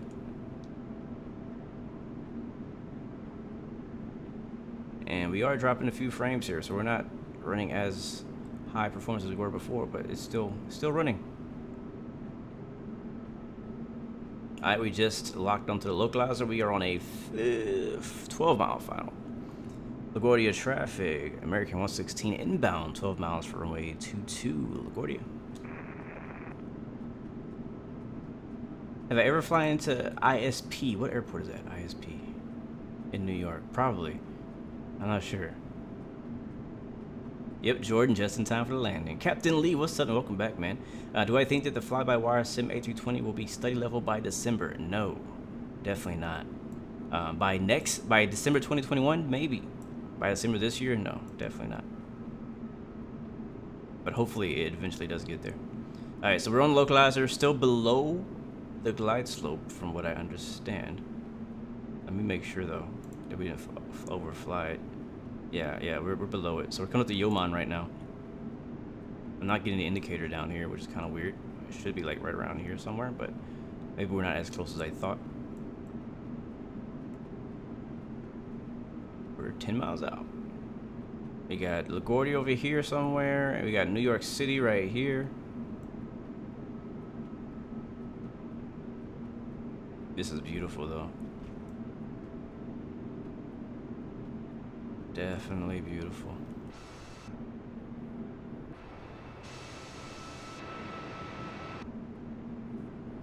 I think we're slow enough for one more notch. Yeah, we're slow enough for one more notch.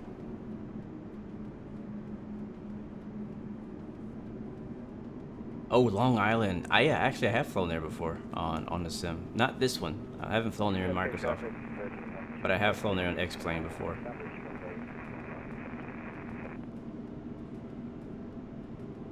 Alright, you guys ready?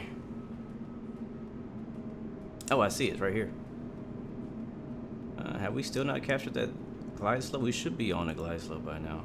Is there no glide slope here? Alright, we're taking over. It missed it. It missed it, guys. My plane. My plane. Alright, gear's coming down.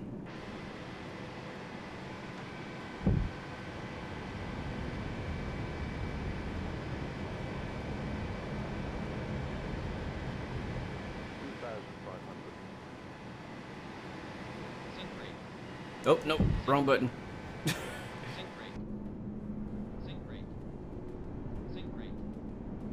LaGuardia traffic, American 116 is on 5-mile final runway 22 on the LS. LaGuardia.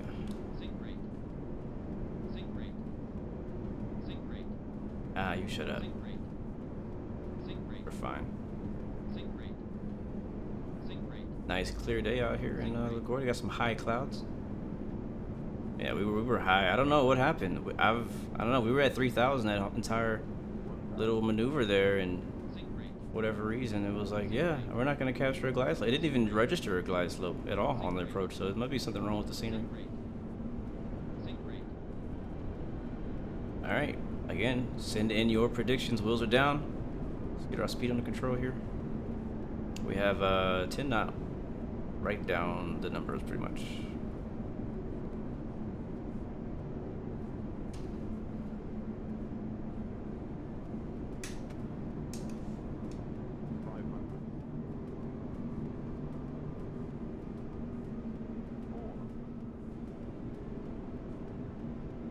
A little bit of a crosswind, but it was stainless. I see 2 white.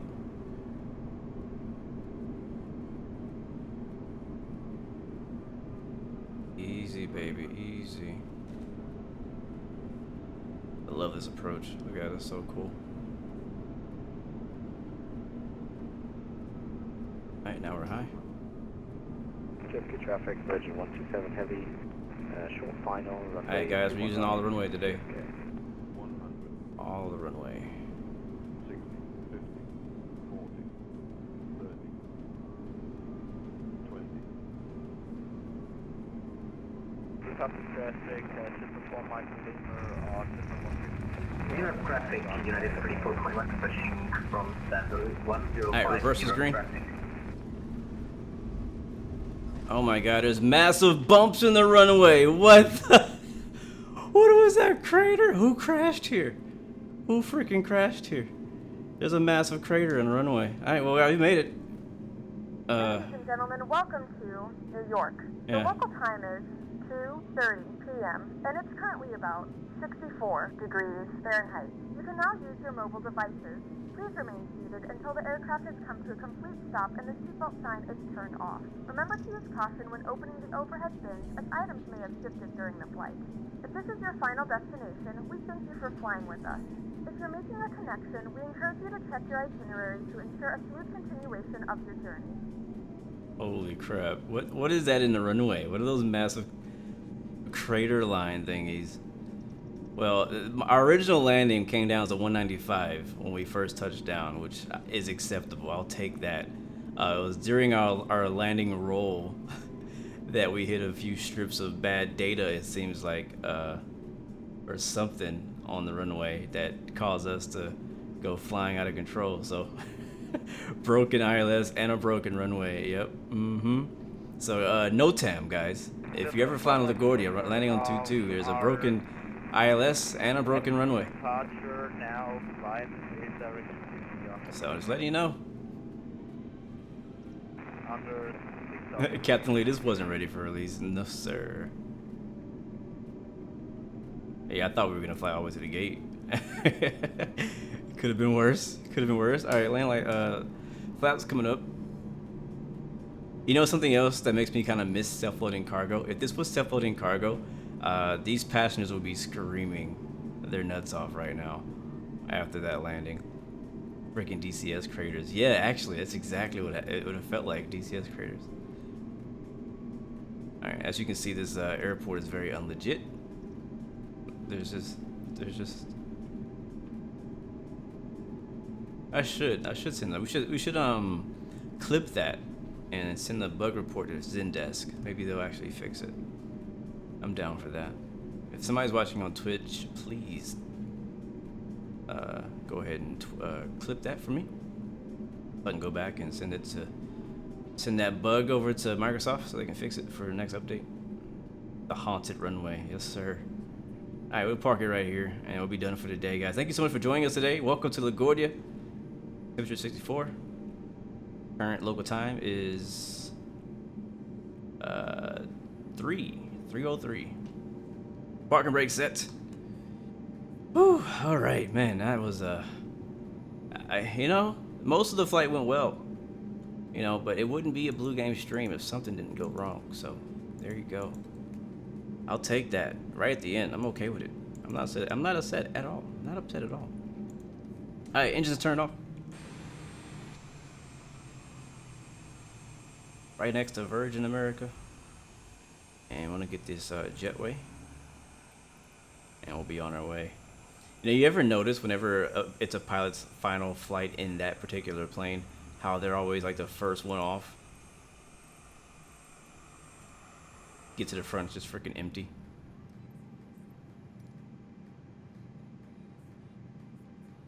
Alright, cool.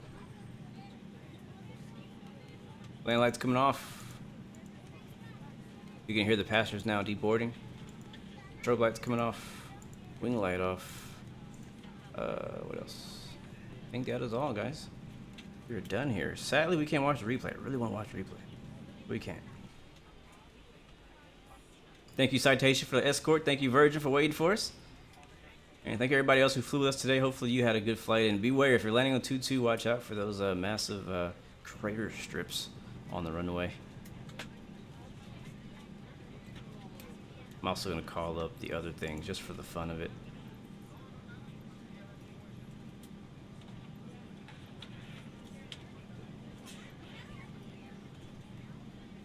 There we go. Call the baggage service. Boom shakalaka. Success, guys. It was a good flight. Good couple flights, actually. Not mad at that at all. Hopefully you guys enjoyed it. Ooh, what is tomorrow? Thursday. We'll be back tomorrow for some more Microsoft Flight Simulator fun. DCS, I'll probably come back on DCS pretty soon. I'm not sure when yet, but we'll be doing some DCS soon because I've been itching to play that. Hop back into F-18. Matter of fact, I want to hop into A-10, do some Burt work. Jackson, you were in the citation. Sounds good. But yeah, let's do some shout outs before we get out of here. Legend 9, thank you for joining us. Captain Lee, thank you very much, my friend. CP Air Fan, thank you very much. Raven, thanks for stopping by, my friend. Jackson Kamen, thanks again. Lightsphere, if you want some GA multiplayer time, Two-Tone Murphy is about to stream. Okay, cool. Lightsphere, thank you very much, my friend. Who else we got in here hanging out with us at the end of our stream? Captain Cross Country, thank you for your help, man. I appreciate that, bro. I really gotta go to the restroom really bad. And it's about time for me to eat. Yes, sir. Cedric A, what up, man? Good to see you. Stainless, what up, man? You choose, thank you very much. Fear Free Flight. That's a tongue twister. Thank you, man. Appreciate it. Man. It was a good flight today. Tino Star, thank you very much. Royal Pilot, thank you very much, my friend. You were late for the clip. It's all good, man. You can always rewind. OJ, thank you very much, my friend. Yes, there is a new A10, or a new updated A10. It's not new, but it's a new updated A10. Alright, guys, well, I'm getting the heck out of here. Again, guys, thank you so much for hanging out with me today, chatting with me, talking with me, sticking around. However long you're able to stay here, man. Again, I'll see you guys tomorrow. And yeah, man, welcome to New York City. Remember, you have 3 choices: give up, give in, or give it all you got. Peace, love, and God bless you. I will see you guys next time, next video. I'm out.